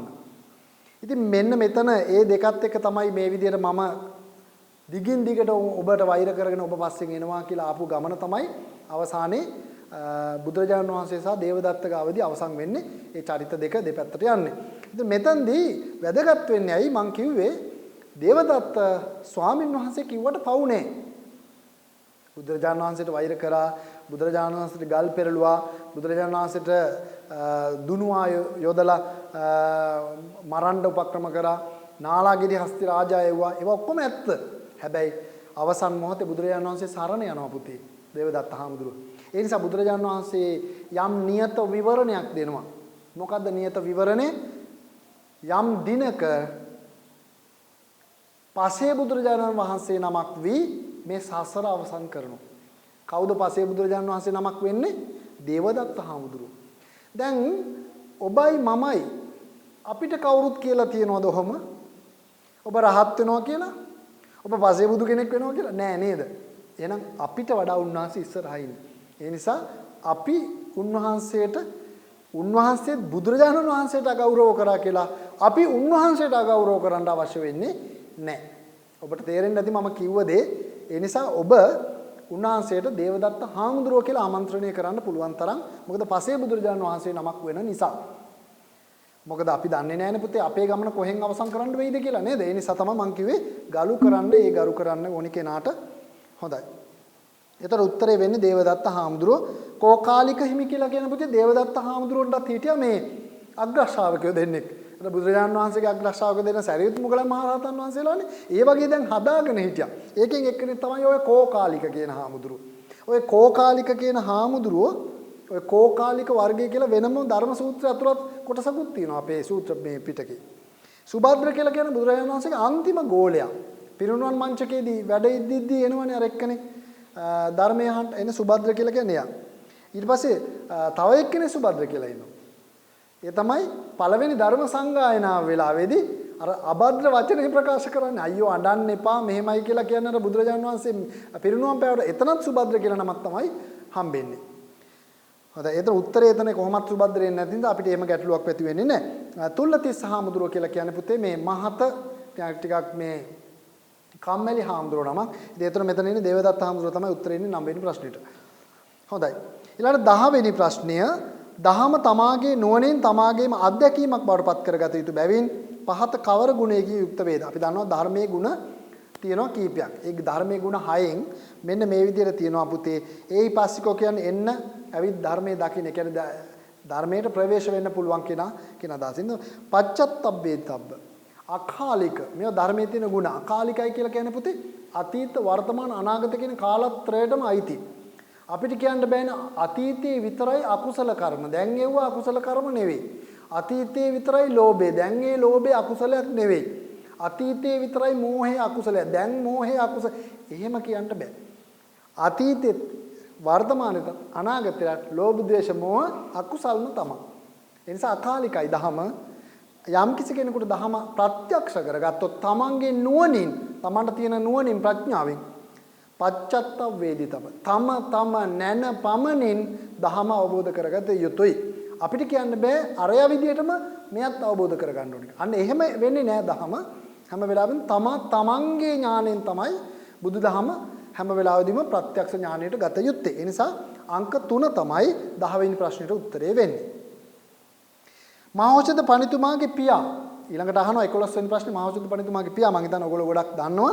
සිරිවර්ධන සිටුතුමා උත්තරේ 4. රූප වේදනා සංඥා සංස්කාර විඥානය මේවා අපි ඉගෙන ගත්තා ඉස්සල්ලා අපි පාඩමේදී. පංචස්කන්ධය කියන්නේ මේවට එහෙනම් උත්තරේ වෙන්නේ 4. ඊළඟට 13 වෙනි ප්‍රශ්නේ පුතේ ඔහුට මා හමු වීමට ඉඩ දෙන්න. ඔහු යමක් අසන්නේද මම පිළිතුරු දෙමි. සැක දුරු කරමි. බුදුරජාණන් වහන්සේ මේ බව වදාලා. පුතේ මේ බව වදාලේ කොතනදීද? පිරිනුවන් මංචකයේදී. අර මං ඉස්සල්ලා කිව්වේ සුභද්‍ර භික්ෂුවට. එයාට එන්න දෙන්න කියලා කිව්වා. මොකද බුදුරජාණන් වහන්සේ පිරිනුවන් මංචකේ වැඩ ඉන්න වෙලාවේදී තමයි අන්තිමේට එන්නේ සුභද්‍ර භික්ෂුව. බුදුරජාණන් වහන්සේ දන්නවා මේ එන්නේ මගේ අන්තිම ශ්‍රාවකයා. ආනන්ද හාමුදුරුවෝ කැමති නැහැ බුදුරජාණන් වහන්සේට කරදර කරනවට. මොකද ආනන්ද හාමුදුරුවෝ පෘථග්ජනයිනේ. ඉතින් දැන් හිත කලබල වෙලා ඉන්නේ බුදුරජාණන් වහන්සේ පිරිනුවම් පාන නිසා. ඉතින් මොකද කරන්නේ බුදුරජාණන් වහන්සේ කරදර කරන්න එපා එන්න එපා කියලා කිව්වා සුභද්‍රට. බුදුරජාණන් වහන්සේට මේක ඇහුණා. බුදුරජාණන් වහන්සේ කිව්වා ආනන්ද එයා එවන්න මයි ගාවට. එයා ප්‍රශ්න අහයි මම උත්තර දෙයි. එයාගේ සැකේ දුරු කරන්න දහම ගැන එච්චරයි. එතකොට බුදුරජාණන් වහන්සේ ඒ ප්‍රකාශය එහෙනම් ඔහුට කියලා කිව්වේ කාටද මෙතන? සුභද්‍ර භික්ෂුවට තමයි එන්න කියලා කිව්වේ. හොඳයි. උත්තරේ වෙන්නේ 2. 14 වෙනි ප්‍රශ්නය බුදුරජාණන් වහන්සේ මංගල ධර්ම දේශනය පවත්වන ලද්දේ. දැන් මේ අපි හැමදාම දන්න කාරණයක් වෙනත් විදිහට අහන්න පුළුවන් නේ. බලන්න පුතේ ගංගා නදී තෙරේදී ලෙහෙනුන්ට අබය දාණය දුන් වනයේකදී මුවන්ට අබේ දාණය දුන් වනයේකදීය සුපිපි මල් වනයේකදීය. උත්තරේ වෙන්නේ මොකද්ද? මිගදාය. මිගදාය කියලා කියන්නේ මෝ. එහෙනම් අනිවාර්යෙන්ම මුවන්ට අබේ භූමියක් වෙච්ච වනයේ තමයි ඉසිපතන මිගදාය කියලා කියන්නේ. ඒ නිසා උත්තරේ වෙන්නේ අංක 3 14 වෙනි ප්‍රශ්නෙට 14 වෙනි ප්‍රශ්නෙට අංක 3 තමයි පිළිතුර වෙන්නේ. 15 වෙනි ප්‍රශ්නය. දෙමව්පියන්ගේ අවසරයකින් තොරව දරුවන් පැවිදි නොකරන ලෙස බුදුරජාණන් වහන්සේගෙන් ඉල්ලා සිටියා කෙනෙක්. කවුද කියලා අහනවා. ඔබ දන්නවද කවුද කියලා? යශෝදරා දේවියද? මහා ප්‍රජාපති ගෞතමි, සෝනදණ්ඩ බ්‍රහ්මණ, සුද්ධෝදන රජතුමා. පුතේ උත්තරේ වෙන්නේ සුද්ධෝදන රජතුමා. සුද්ධෝදන රජතුමා සිද්ධාර්ථ කුමාරයා ගිහිගේ කලකිරිලා පැවිදි බිමට ගියාට පස්සේ බුදුරජාණන් වහන්සේ වෙලත් ඒ වෙලාවේදී රාහුල කුමාරයා තමන් ගාව හිටපු නිසා මේ ශෝකය ටිකක් තුනී කරගත්තා. ඊට පස්සේ බුදුරජාණන් වහන්සේ කිඹුල්වත් නුවරට වැඩම කරලා නන්ද කුමාරයා කියන්නේ කවුද? ප්‍රජාපති දේවියත් සුද්ධෝදන රජතුමාගේ පුතා. ඒ නන්ද කුමාරයා සහෝදරයෙක්. එයාවත් පැවිදි කරගත්තා. දැන් ඊළඟට කවුද ඉන්නේ? තමන්ගේ පුතා රාහුල කුමාරයා. අම්මා ගාව ඉඳලා නරසිය ගාථා කියනව නේද? ඒ සහි තුයි පිතා නරසියෝ. කොහොමද කියන්නේ පුතේ? බුදුරජාණන් වහන්සේ කිඹුල්වත් නුවර පාරේ වඩිනවා. යශෝදරා දේවිය උඩ සඳලු තලයේ සිට බුදුරජාණන් වහන්සේ ගැන තමන්ගේ පුතාට පැහැදිලි කරලා දෙනවා. චක්ක වරංකිත රක්ත සුපාදෝ ලක්ඛන මණ්ඩිත ආයත පන්නි චාමර චත්ව විභූසිත පාදෝ ඒසයි තුයි පිතානරසියෝ. අර යන්නේ ඒ වගේ ඔබේ පියා පාද රතු පාට නෙළුම් පෙති වගේ. බලන්න කොච්චර ලස්සන නැද්ද කියලා. ඉතින් ඒ වගේ මේ පුතා ඇද්දි පුතා ඊළඟට නරසිය ගාතට කිව්වුනාට පස්සේ යනවා බුදු පියා ගාවට. ඔන්න බුදු පියා කියන්නේ ඔතන. ඔතන තමයි බුදු පියා. බුදුරජාණන් වහන්සේනේ පියා. දැන් අපි කියනවා අපේ අප්පච්චි නැති වුණාම අම්මා නැති වුණාම බුදු අප්පච්චි කියලා අඬනවා නේද පුතේ? එතකොට අපිට ඒ වගේ හා සමානයි. නමුත් අතන ඇත්තම බුදු පියා. ආයේ වචනේ පරිසමාප්තාර්ථයෙන් බුදු පියා. ගිහිල්ලා දායාද ඉල්ලනවා. අපි වගේ රජකම දෙයිද? ධනය හංගපුවා දෙයිද? නෑ. එකතු කරන් ගිහිල්ලා මොකද කරන්නේ? පැවිදි කරනවා. අන්න ඒ වෙලාවේ සුද්ධෝදන රජතුමාට තමන්ගේ දරුවක් නෑ සිද්ධාර්ථ කුමාරයා. නන්ද කුමාරයාත් නෑ. දැන් ඒ ඔක්කොම දුක තුනී කරගත්තේ කාගෙන්ද? රාහුල කුමාරයාගෙන්. දැන් රාහුල කුමාරයාත් පැවිදි කරාට පස්සේ දැන් හිතා ගන්න බෑ. එන්නේ ඒ වෙලාවේ තමයි සුද්ධෝදන මහරජතුමා බුදුරජාණන් වහන්සේගෙන් ඉල්ලා සිටිනවා ගෞතමයන් වහන්සේ පුංචි දරුවෝ මහාන කරද්දී අම්මා අප්පච්චිගෙන් අවසර අරගෙන ඉන්න අපිට මේක දරා ගන්න බෑ කියලා. අන්න ඒ ඉල්ලපු ඉල්ලීම පුතේ අද වෙනකන් බුද්ධ ශාසනය තුල ක්‍රියාත්මකයි. කිසිම වෙලාවක අම්මෙක් තාත්තෙක් අකමැත්තේ පැවිදි බිමට යන්න බෑ අවුරුදු 18ට ඉස්සරි. අම්මගේ තාත්තගේ අවසරේ තියෙන්නම ඕනේ. හොඳයි. ඒ නිසා උත්තරේ වෙන්නේ සුද්ධෝදන රජතුමා අංක 15ට 4 වෙනි උත්තරය. හොඳයි. ඊළඟට අංක 16 බුදුන් වහන්සේ සුදු රෙදි කඩක් අතට දීලා රාජෝහරණම් කියලා රෙදි කඩ පිරිමදින ලෙස කිව්වේ කාටද කියලා අහනවා. පුතේ මේ බුදුදහම තේරුම් ගන්නට හරි අමාරුයිනේ. ඈත කාලේ හිටියා බුදුරජාණන් වහන්සේගේ කාලේ හිටියා පන්තක සහෝදරයෝ. පන්තක කියලා කියන්නේ පාරේ. දෙන්නම හම්බෙන්නේ මහ පාරේ අම්මට. දෙන්නම අම්මට හම්බෙන්නේ කොහෙදද? පාරේ. අම්මලාගේ ගෙදර යද්දි ළමයා හම්බෙනවා පාරේදී. ඉතින් පළවෙනි පුතාට දානවා මහා පන්තක කියලා. දෙවෙනි පුතත් පාරේදී හම්බෙන්නේ. උට චුල්ල පන්තක කියලා දානවා. අන පන්තක කුමාරවරු දෙන්න. අයියන් පැවිදි වෙන්න ගියා. මහා පන්තක හඳුරු රහත් භාවයේ ලැබුවා. මල්ලිත් ඒ පාරේ ගෙනියන්ට මල්ලිත් පැවිදි කරනවා චුල්ල පන්තක හඳුරු. චුල්ල පන්තක හඳුරුන් මාස 4ක් එක ගාතාවක් පාඩම් කරගන්න බෑ. මාස 4ක් එක ගාතාවක් පාඩම් කරගන්න බෑ. පස්සේ මොකද කරන්නේ? බුදුරජාණන් වහන්සේ දැන් මේ දහම තේරෙන්නේ නැහැ නේ මෙයාට. ඒ නිසා මොකද යන්ට යනවා. බුදුරජාණන් වහන්සේ අර ලෝකේ දිහා බලනවනේ හැමදාම. මෙන්න උදේ මාම් දැක්කා කවුද? චුල්ලපන්තක හාමුදුරුවෝ. චුල්ලපන්තක හාමුදුරුවෝ සිවුරු ඇරලා යන්ට යන නිසා ඒටි ඉස්සරින් ගිහිල්ලා හරියටම ගේට්ටුව ළඟ සක්මන් කර කර හිටියා පාරේ. ඔන්න දැන් එනවා චුල්ලපන්තක හාමුදුරුවෝ. චුල්ලපන්තක හාමුදුරුවෝගෙන් ඇහුවා කොහෙද යන්නේ? කිව්වා සිවුරු ඇරලා යනවා. ඇයි කියලා ඇහුවා. මේ අයියා කිව්වා මේ මට එක ගාතාවක් පාඩම් වෙන්නේ නැති නිසා මට යන්න කිව්වා ගිහි කියනවා. කියනවා බුද්ධ ශාසනය මගේ. බලන්නකො බුදුරජාණන් වහන්සේ බුද්ධ ශාසනය මගේ. මෙන්න මේ දේ කරන්න කියලා සුදු රෙදි කෑල්ලක් දෙනවා චුල්ලපන්තක හාමුදුරන්ට. ඉරාව්ව වැටෙන දිහා බලාගෙන රාජෝහරණම් කියලා මෙහෙම පිරිමදින්න දෙනවා. පුතේ ඒත් එක්ක මොකද වෙන්නේ? මේ සුදු රෙදි කෑල්ල හිමීට දුඹුරු පාට වෙනවා අර ඇඟිල්ල වදින තැන. මෙයාට හිතේ ස්වභාවය තේරෙනවා. එන්නේ කමඨහනින්ම රහත් භාවය ලබනවා. බලන්න පුතේ බුදුරජාණන් වහන්සේ මොන තරම් කාරුණිකද අපිට මේ බලන්න මේ වෙලාව කියලා බුදුනාසේ තමයි දන්නේ අපේ හරියටම නුවණ මූදු වෙන වෙලාව. අපිට දැනෙන්නේ නැහැ තව කෙනෙක්ගේ දැන් ළමයෙක්ට හරියටම එයාට බුද්ධිය අවදි වෙන වෙලාවක් ගුරුවරයෙක් විදිහට අපිට දැනෙන්නේ නැහනේ. බුදුරජාණන් වහන්සේට දැනෙනවා. අන්න බුදුරජාණන් වහන්සේට විශේෂ ලක්ෂණයක් ඒක. හොඳයි. ඒ නිසා මේකේ නම් චුල්ලපන්තක හාමුදුරන්ට තමයි මේ විදිහට රාජෝහරණම් කියලා කියන්න මේ සිද්ධ වුණේ. හොඳයි. ඊළඟට 17 වෙනි ප්‍රශ්නය නිවැරදි ප්‍රකාශය තෝරන්න. බුදුදහම අනුව අනුසෝතගාමී වේ. නිවැරදි එකනේ. පටිසෝතගාමී න අනුසෝතගාමී කියන එක වැරදි. ධම්මපදයේ කුද්දක බුද්ධ දේශනා 500ක් අරන් වෙන 423යි තියෙන ධම්මපදේ. ඒකත් වැරදි. ධම්මපද අයත් වන්නේ සූත්‍ර පිටකයේ අංගුත්තර නෑ කුද්දක නිකායට තමයි ධම්මපදයේ අයත් වෙන්නේ. ඒකත් වැරදි. එහෙනම් හරි උත්තරේ වෙන්නේ අංක 3. බුදුදහම උඩුගම් බලා යාමට මඟ. පුතේ උඩුගම් බලා යන කෙන ගඟ ගලන්නේ පල්ලෙහාට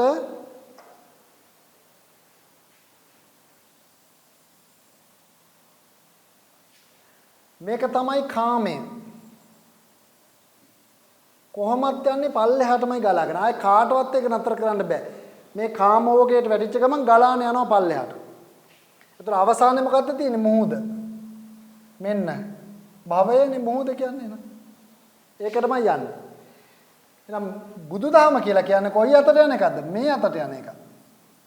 පල්ලෙහාට වතුර යද්දි උඩට පීන එකක් තමයි බෞද්ධ දර්ශනය කියලා කියන්නේ. එහෙනම් මොකද්ද පුතේ? බුදුදහම කියන්නේ උඩුගම් බලා යන ගමනක්. එහෙනම් උත්තරේ වෙන්නේ අංක 3. 18 වෙනි ප්‍රශ්නය බුදුන් වහන්සේ ලොවට දුන් මුල්ම ආදර්ශය වන්නේ. අපි දන්නා බෞද්ධ දර්ශනය තුල සත්සතිය තියෙනවා නේද? සත්සතිය ගත කරපු අපේ බුදුරජාණන් වහන්සේ දෙවනි සතිය තුලදී තමයි ලෝකෙට පළවෙනි ආදර්ශය දෙන්නේ. මොකද්ද දෙන්නේ පුතේ? කළගුණ සැලකීම. අනිමිස ලෝචන පූජාව. ජයශ්‍රීමා බෝධීන් වහන්සේට අපි අද වඳින්නේ බුදු කෙනෙක් ජයශ්‍රීමා බෝධීන් වහන්සේට ගෞරව කරා. ඒ නිසා ඔබ මා ගෞරව කරන එක කුමන දෙයක්ද නේද? ඒක අසාධාරණද? නෑ. ලෞතර බුදුජාන් වහන්සේ කෙනෙක්. සාරාංශක කල්පලක්ෂ පෙරුම්දම් පුරාගෙන ආපු කෙනෙක්.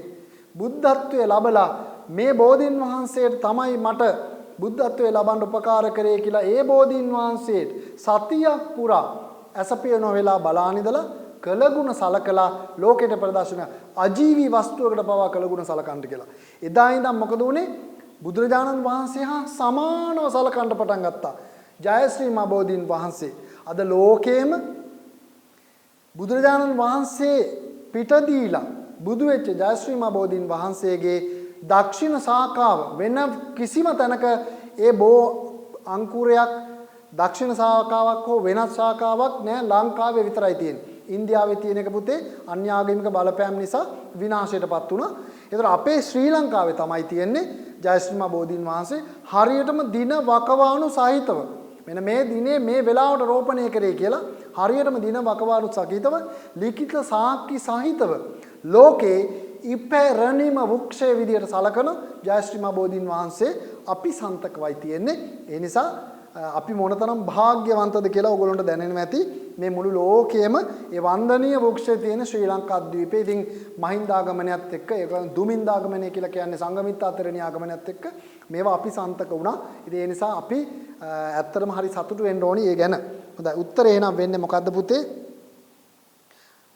කළ ගුණ සැලකීම උත්තරේ අංක 3 එන්නේ 18 වෙනි ප්‍රශ්නෙට 3 වෙනි උත්තරේ. ඊළඟට තණ්හාවේ ප්‍රභේද අපි දන්නවා කාම තණ්හා, භව තණ්හා, විභව තණ්හා. දැන් කාම තණ්හා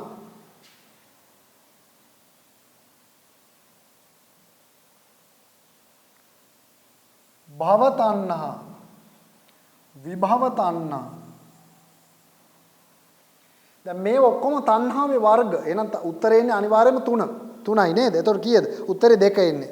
අංක 3ක කියන එක 2යි දෙවෙනි උත්තරේනේ. එහෙනම් කාමයේ තණ්හා දැන් ගොඩක් කට්ටිය තණ්හා වෙනවා කාම සම්පත් විඳින්න. ඊළඟට ඇතම් කට්ටිය භවයේ යන්න. අනේ යම් කිසි දෙයක් පූජා කරලා ප්‍රාර්ථනා කරනවා මට මේ දේවල් ලැබෙන්න මට මේ දේවල් ලැබෙන්න. අන්න භවයේ යන්න. විභව තණ්හා භවයෙන් අයින් වෙන්න. ඒකත් තමයි තෘෂ්ණාවේ කොටසක් වෙනවා. මේ ඔක්කොම තෘෂ්ණාවේ ප්‍රභේද විදිහට තමයි බුදුරජාණන් බෞද්ධ දර්ශනය තුළ පැහැදිලි වෙන්නේ.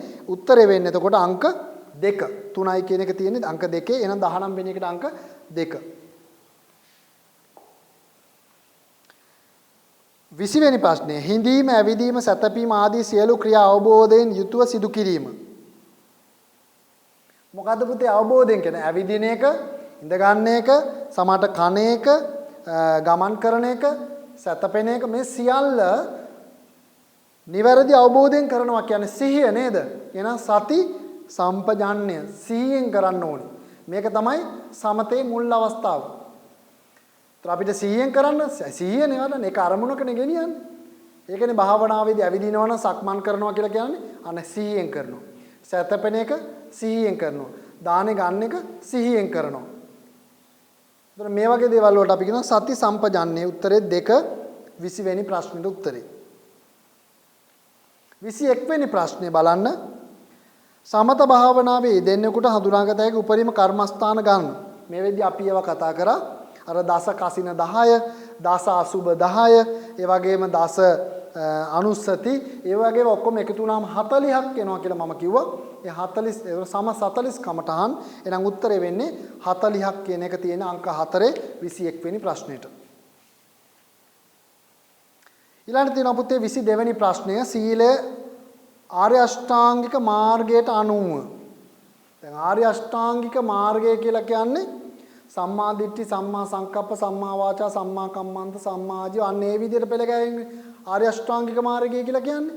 ඒතර ඒකෙදි සීලය, කය සහ වචනය කියන එක. එහෙනම් සම්මා වාචා, සම්මා කම්මන්ත, සම්මා ආජීව මේ කියන කාරණා තුන තමයි සීලයට අදාළ වෙන විදිහට කරුණු පෙළ ගැස්සෙන්නේ. ඒ කියන්නේ කය වචනේ දෙක සංවර වෙන එක තමයි සම්මා වාචා, සම්මා කම්මන්තය සහ සම්මා ආජීවය කියන කාරණා තුනෙන් මූර්තිමත් වෙන්නේ. එතකොට අංක 1 තමයි පිළිතුර වෙන්නේ මෙතෙන්දී පැහැදිලිව ආර්ය අෂ්ටාංගික මාර්ගය තුල සීලයට අදාළ කාරණා ටික විස්තර වෙන්නේ.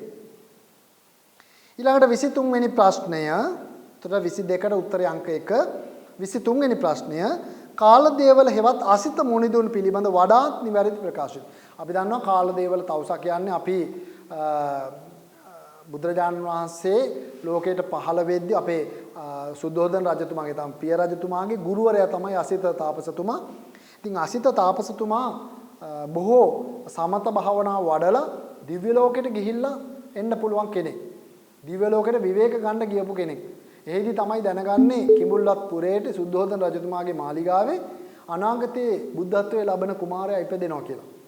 බුද්ධ කෝලහලය. බුද්ධ කෝලහලය කියලා කියන්නේ අවුරුදු 1000ක් ඇතුළත බුද්ධ කියන වචනය පිළිබඳව කතා කරනවා. ඒ නිසා තමයි ඉපදෙන වෙලාවේදී මනුෂ්‍ය ලෝකෙට මේ පණිවිඩය එන්නේ අසිත මුනිදුන් හරහා. එහෙනම් මේ අසිත මුනිදුන් පිළිබඳව නිවැරදි ප්‍රකාශය. පුතේ එයා උසස් ධානලාභියෙක්. එයා උසස් ධානලාභියෙක් අසිත මුනිදුන් කියලා කියන්නේ. ඒ නිසා උත්තරේ වෙන්නේ අංක 3. සමත භාවනාව වැඩිමෙන් 24 වෙනි ප්‍රශ්නය සමත භාවනාව වැඩිමෙන් ලබාගත හැකි ප්‍රයෝජනයක් නොවන්නේ. අපි කතා කරා සමත භාවනාව ගැන කතා කරද්දී සමත භාවනාව වඩන්නෙකුට යම් යම් ප්‍රයෝජන රාශියක් අත් වෙනවා. නමුත් නොවන එකයි අහන්නේ. ධාරණ ශක්තිය වැඩි වෙනවා. හරි. අසහනකාරීත්වය නැති වෙනවා. හරි. නිරෝගී පුද්ගලයෙකුත් වෙනවා. හරි. නමුත් අනිත්‍ය ස්වභාවය වටහා ගන්න නම් සමතෙන් බෑ විදර්ශනාවෙන් තමයි අනිත්‍ය ස්වභාවය පැහැදිලි වෙන්නේ. ඒ නිසා උත්තරේ වෙන්නේ පුතේ අංක 4 එතන පොඩි අංක ගැටලුවක් තියෙනවා බලන්න 1 2 5 ආය දාලා තියෙන 1 2 3 4 කරගන්න. ඒ අනුව 4 වෙනි උත්තරේ තමයි අනිත්‍ය ස්වභාවය. ඔය අංක 6 කියලා වැදිලා තියෙන එතන 4 කරගන්න උඩ 5 කියන එක 3 කරගන්න. එතකොට උත්තරේ වෙන්නේ අංක 4 අනිත්‍ය ස්වභාවය වටහා ගැනීම කියන කාරණය. ඒක විදර්ශනා භාවනාව වෙන එක සමත භාවනාවෙන් නෙවෙයි. හොඳයි 25 වෙනි ප්‍රශ්නය භාවනාවට පිවිසෙන තැනැත්තා పూర్ව අවශ්‍යතා ලෙස කළ යුත්තක් නොවන්නේ. අපි දන්නවා භාවනා කරන්න එන කෙනෙක් භාවනාවට ගන්න ඉස්සරින් කළ යුතු දේවල් ටිකක් තියෙනවා. බලමු මොනවද කළ යුතු දේවල් ටිකේ නොවන එක මොකක්ද කියලා. සිල්වත් වීම අනිවාර්යෙන් සීලේ සමාදන් වෙන්න ඕනි. සිල් නැතුව කවදාවත් සමාධියක් හදන්න බෑ. ඇයි ඒ? සීල සමාධි ප්‍රඥා තියෙන්නේ. සීල සමාධි ප්‍රඥා. එහෙනම් යම් කිසි කෙනෙකුට ප්‍රඥාවට යන්න නම් එයාට තියෙන්න ඕනේ සමාධියක්. සමාධිය නැත්තම් එයාට සීලේ නැහැ. එහෙනම් සීල් සමාදන් වෙලා තමයි අපි සමාධිගත වෙලා ඊළඟට තමයි මෙතන සමත භාවනාව මෙතන විදර්ශනා භාවනාව. කොහෙද වෙන තමයි ප්‍රඥා විමුක්තිය. මේකට කියනවා විද්‍යා විමුක්තිය.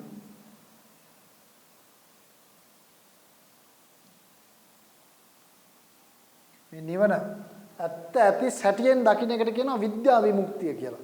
ඒකට ප්‍රඥා විමුක්තිය කියලාත් කියනවා. එතකොට අනිවාර්යෙන් ඒකට සිල්වන්ත වීම අවශ්‍යයි.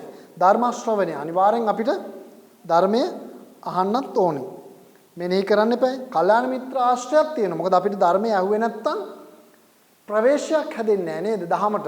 ධර්මය අහන්න වෙනවා. කල්යාණ මිත්‍ර ආශ්‍රය අනිවාර්යෙන් කල්යාණ මිත්‍ර මාර්ගය පෙන්වන්නේ කවුද? කල්යාණ මිත්‍ර. එහෙනම් ඒ ආශ්‍රය කරන්න වෙනවා. පිරිත් සූත්‍ර දේශනා අනිවාර්යෙන් පිරිත් අපි දේශනා කරන්න ඕනි කියලා එකක් නැහැ. පිරිත් වල කියන දේ අපි අවබෝධ කරගත්තට කමක් නැහැ. එහෙනම් අනිවාර්යෙන් භාවනා කරන්න යන කෙනා පිරිත් කියන්නම ඕනි කියලා කොහෙවත් කියවිලා නැහැ. ඒ නිසා නොවන්නේ අංක 4 25 වෙනි ප්‍රශ්නට අංක 4 තමයි පිළිතුර වෙන්නේ. ඊළඟට පුතේ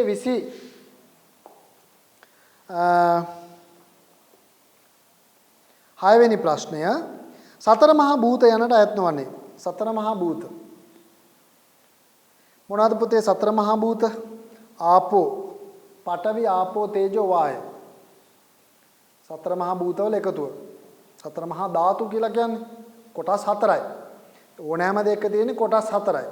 ඒවට කියනවා සතර මහා ධාතු. එතකොට පඨවි ආපෝ තේජෝ වායෝ. එහෙනම් ඒ තුනෙන් ඒ හතරෙන් තුනක් තියෙනවා. ආපෝ පඨවි වායෝ. ජීව කියන එකක් අදාළ වෙන්නේ නැහැ. එහෙනම් නොවන්නේ ජීව කියන එකයි සතර මහා භූත. පඨවි ආපෝ තේජෝ වායෝ. නමුත් මෙතන ජීව කියලා එකක් තියෙනවා. ඒක අදාළ නැහැ. උත්තරේ 4:26 වෙනි ප්‍රශ්නෙට. 27 වෙනි ප්‍රශ්නය සිත තුළ ඇතිවන නිමිත්තට බුදුදහම තුළ ව්‍යවහාර වන නාමය. නිමිත්ත අපි දන්නවා අපි ඉස්සල්ලා අදාළ සාකච්ඡාවේදී අපි සාකච්ඡා කරා මතකද ඕගොල්ලොන්ට රූප වේදනා සංඥා සංස්කාර විඥානය කියන කාරණා තවදුරටත් පැහැදිලි කරගෙන යද්දී මෙතන සංඥාව කියන එකක් තියෙනවා. ඒ සංඥාව තමයි හඳුනා ගැනීම. රූප වේදනා සංඥා කියන එක. ඒ සංඥාව තමයි එතකොට සිත තුළ ඇතිවන නිමිත්ත අපි හඳුනා ගන්න මූලික වෙන්නේ. නම් උත්තරේ වෙන්නේ අංක 1. ඊළඟ 28 වෙනි ප්‍රශ්නය අරමුණු දැන ගැනීම හේවත් විඥානනේ මූලික වර්ගීකරණය කොපමණද? විඥානනේ 6ක් විදියට තමයි එතකොට මෙතනදී පෙළපොතේ තියෙනවා. ඔයගොල්ලෝ බලන්න පෙළපොත අනිවාර්යයෙන්ම පෙළපොතෙන් ඔය වගේ ගැඹුරු තැන් ඔයාලට අහන්නම පුළුවන් පුතේ. ඒ නිසා පුළුවන් තරම් පෙළපොත පුළුවන් තරම් අධ්‍යයනය කරගෙන පුතාලා කෙටි ප්‍රශ්න අහන්න පුළුවන් තැන් පාඩමෙන් පාඩමට 1 2 3 දාගෙන ඒවත් පාඩම් කරගන්න. එතකොට යම්කිසි කෙනෙක් හරියටම සූදානම් වුණොත් 10 වසර පෙළපොතේ අංක කීයක් තියෙනවද පාඩම් ප්‍රශ්න කියලා දැනගන්න පුළුවන්. ඒ වගේම 11 වසරේදී බුද්ධ ආගම පොතේ පාඩමේ ප්‍රශ්න කීයක් හැදුනද කියලා අවසන් පාඩම දක්වා හදාගත්තොත් එවැනි කෙනෙක් අනිවාර්යයෙන්ම ඒ සාමාර්ථයකට යනවා නියතයි. මොකද ඔහු හොඳ පෙර සූදානමකින් පාඩම් ටික කරලා තියෙන නිසා. ඒතර උත්තරේ වෙන්නේ මෙතන 6 කියන එක උත්තරේ 28ට 3 වෙනි උත්තරේ. 29 විදර්ශනා භාවනාව හා නොගැලපෙන ප්‍රකාශය. ඒතර විදර්ශනා භාවනාවත් එක්ක ගැලපෙන්නේ නැහැ. ඒට තිලකුණු භාවනාව කියනවා. හරිද? හරි. අපි ඒක ඉගෙන ගත්තා. ප්‍රඥාව උපදින බැවින් ප්‍රඥා භාවනාවක් කියනවා. හරි. ලොව ඇත්ත ඇති සැටියෙන්ම ප්‍රකාශිත නිසා යථාභූත ඥානය. එහෙම එක්කුත් කියනවා. මොකද ඇත්ත ඇති සැටියෙන් පේන්න ඕනේ. නේද? ඒකත් කියනවා. නමුත් උත්තරේ එහෙනම් සිත එකම අරමුණක පවත්වනවා කියලා කියන්නේ මොකද්ද පුතේ? එතන සමතයයි. එහෙනම් උත්තරේ වෙන්නේ නොවන එක විදර්ශනාවට ගැලපෙන්නේ නැති එක අංක 3. 30 වෙනි ප්‍රශ්නය. ත්‍රිලක්ෂණයට අයත් නොවන්නේ අනිත්‍ය, දුක්ඛ, අනාත්ම. අනිත්‍යයි. අනිත්‍ය කියලා කියන්නේ පුතේ වෙනස් වෙන සුළුයි. එහෙනම් යම් කිසි දෙයක් වෙනස් වෙනවා නම් එතන දුක තියෙනවා. යම් කිසි දෙයක් වෙනස් වෙන නිසා මොකද වෙන්නේ? අපිට දුක දැනෙනවා. දුක නම් මොකද වෙන්නේ? දුක දැනෙන්නේ මොකක් නිසාද? අනාත්මයි. මගේ කියලා හිතන නිසා. කිසිම දෙයක් මගේ කියලා නැහැ. අනාත්මයි. ඒ නිසා මොකද්ද වෙන්නේ? යථාභූත ඥානය කියන එක අදාළ නැහැ. අනිත්‍ය ලක්ෂණයට වෙන්නේ අනිත්‍ය දුක්ඛ අනාත්ම කියන කාරණා තුන. යථාභූත ඥානය තමයි උත්තරේ අංක 4 30 වෙනි ප්‍රශ්නෙට. ඊළඟට බලන්න 31 වෙනි ප්‍රශ්නය. ත්‍රිලක්ෂණය දන්නා තැනත්තාගේ විශේෂ ලක්ෂණයක් නොවන්නේ.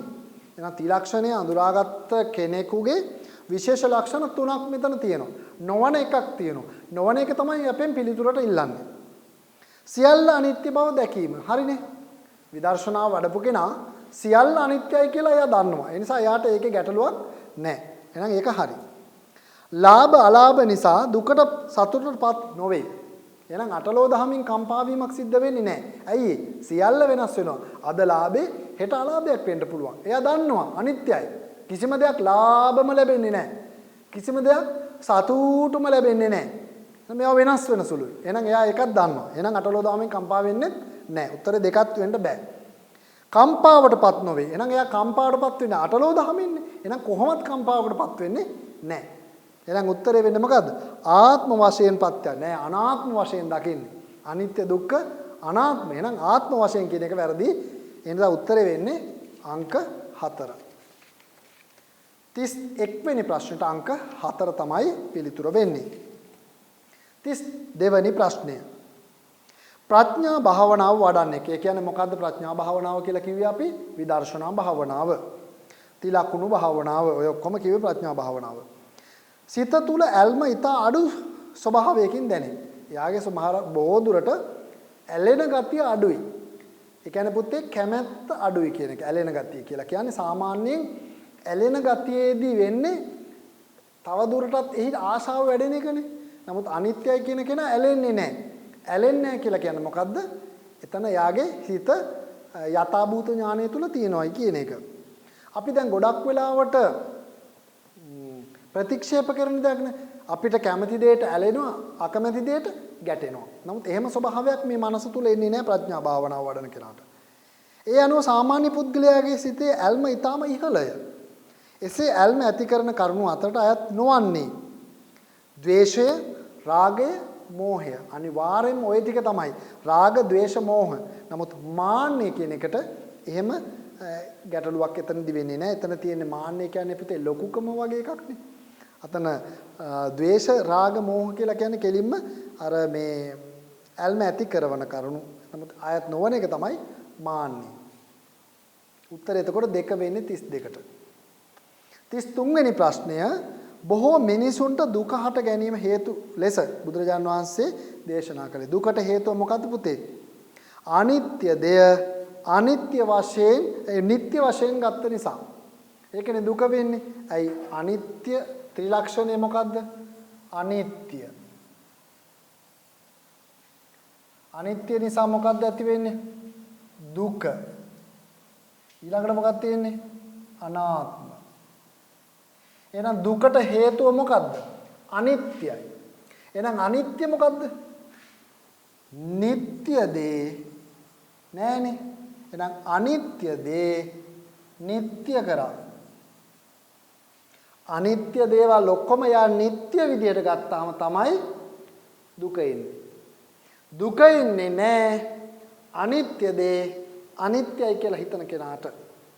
ඔබ බලන්නකෝ තේරුම් අරගන්න උත්සාහ කරන නැවත පාරක් දේශනේ ආලා හරි බලන්න උත්සාහ කළා. අනිත්‍ය දේ නිට්ටය වශයෙන් ගත්තොත් මොකක්ද එන්නේ? දුක එනවා. අනිත්‍ය දේ අනිත්‍ය වශයෙන් ගත්තොත් එයාට දුක නැහැ. එහෙනම් උත්තරේ මොකද්ද වෙන්නේ? 4. පෙර අකුසල් නිසා වෙන්නේත් නැහැ, කාමයේ ආදීනව නිසා වෙන්නේත් නැහැ, කුසලයේ ප්‍රමාද නිසා වෙන්නේත් නැහැ. අනිත්‍ය දේ නිට්ටය වශයෙන් ගත්තාම තමයි දුක හටගන්නේ. මොකද ත්‍රිලක්ෂණයට දාලා තමයි මේක බලන්න ඕනේ. 34 වෙනි ප්‍රශ්නේ. ලෝකේ හා ජීවිතය පිළිබඳ අපට ඇති කරගත හැකි අවබෝධය දෙආකාරය. ඒවනාහි. දැන් ගොඩාක් කට්ටිය මේකේ ගන්න ඇති මෙතන ලෝකේනේ. ඒතර ලෝකය කියලා කියන්නේ සත්වයා නෙවෙයි. එහෙනම් ඔයගොල්ලෝ ගොඩක් වෙලාවට නාම රූප දෙක කියලා ගන්න ඇතම් කට්ටිය උත්සාහ කරන්න ඇති. නාම රූප කියලා කිව්වොත් පුතේ ලෝකේ හා ජීවිතේ. මෙතන සත්තු කියලා නෑනේ, සත්වයා කියලා නෑ. සත්වයා කියලා නැති නිසා අපිට ඒක ගන්න බෑ. මෙතන කියන්නේ මොකද්ද? ලෝකේ සහ ජීවිතය කියන්නේ සම්මුති පරමාර්ථ. සම්මුති සහ පරමාර්ථ තමයි අපි ලෝකේ මේ අවබෝධ කරගෙන දෙආකාර ස්වરૂපය. ඒ නිසා මෙලෝ පරලෝ කියලා කියන්නත් බෑ, සමත විදර්ශනා කියලා කියන්නත් බෑ, නාම රූප කියලා කියන්නත් බෑ. පැහැදිලි වෙන්නේ සම්මුති ලෝකයක් වෙනම තියෙනවා. දැන් සම්මුතියක් තියෙනවා. කොහොමද සම්මුතිය? පාසල් ශිෂ්‍යයෙක් සම්මුතියක් තියෙනවානේ. එයා සුදු අඳින්න ඕනේ. එයාගේ සපත්තු දාන විදිහක් තියෙනවා. ඊට පස්සේ හිසකෙස් කපන විදිහක් තියෙනවා. ඊට පස්සේ ගෑනු ළමෙක් නම් ටයි එක දාන විදිහක් තියෙනවා. කතා කරන විදිහක් තියෙනවා. සම්මුතියක් තියෙනවා නේද? එතකොට එයා කොණ්ඩේ බඳින විදිහ තියෙනවා. මේ සියල්ල සම්මුතියක් තියෙනවානේ. අපිට පාසලට යන්න දෙනවද වෙන විදිහකට? නෑ. මේ දවස් ටිකේ නම් දීලා තියෙනවා. පාට ඇඳුමින් යන්න පුළුවන්. මොකද අර දෙමාපියන්ට රෙදි මහා ගැනීමට කාල වේලාවක් නොලැබිච්ච නිසා. ඒත් පුතේ කියනවා වෛද්‍යවරු ලේස් බඳින සපත්තු දාන්න යන්න එපා කියලා. ඇයි නැවත ලේස් අතගාලා, මොකද ලේස් කියලා කියන්නේ බිම ගෑවෙන්න පුළුවන් දෙයක් නේ. ඒතකොට නැවත අත්වල ගෑවුනහම දරුවෙකුගේ මූණ අත ගාපුවාම නැවත විස බීජ තිබුණොත් ශරීරගත වෙන්න පුළුවන් නිසා. ඒ නිසා පුළුවන් හැම කෙනෙක්ම ලේස් නොමැති සපත්තු දාන්න උත්සාහ කරන්න. එහෙම නැත්නම් දෙමාපියන්ට කරදර කරන්න එහෙම යන්න එපා.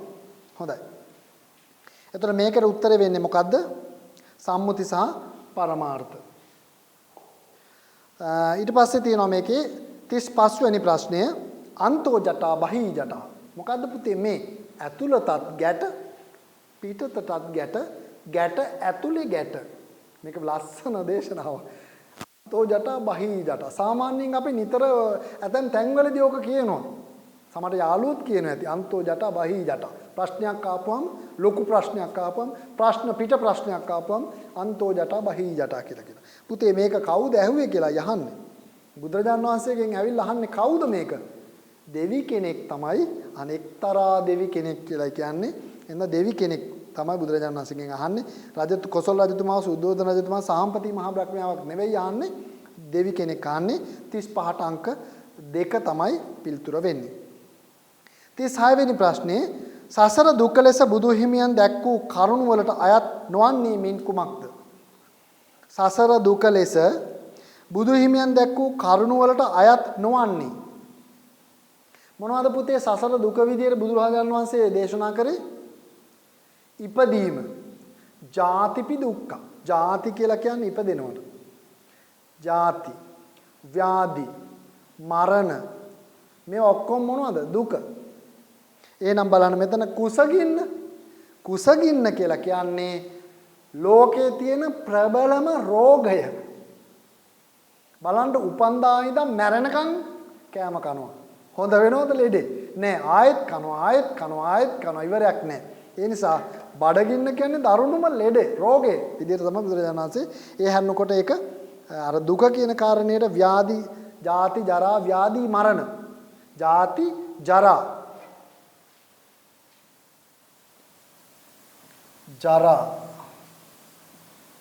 මරණ, ව්‍යාධි, ව්‍යාධි, මරණ. මෙන්න දුක. ජාතිය දුකක්, ඒ කියන්නේ ඉපදීම. ඉපදුනොත් දුක. ඇයි ඉපදිච්ච හින්දා නේද මේ ඔක්කොම දුක් විඳින්නේ? ඔව්. ජරාවටපත් වෙන්නේ ඉපදීම නිසා නෙවෙයිද? වයසට යනවා, ලෙඩ වෙනවා,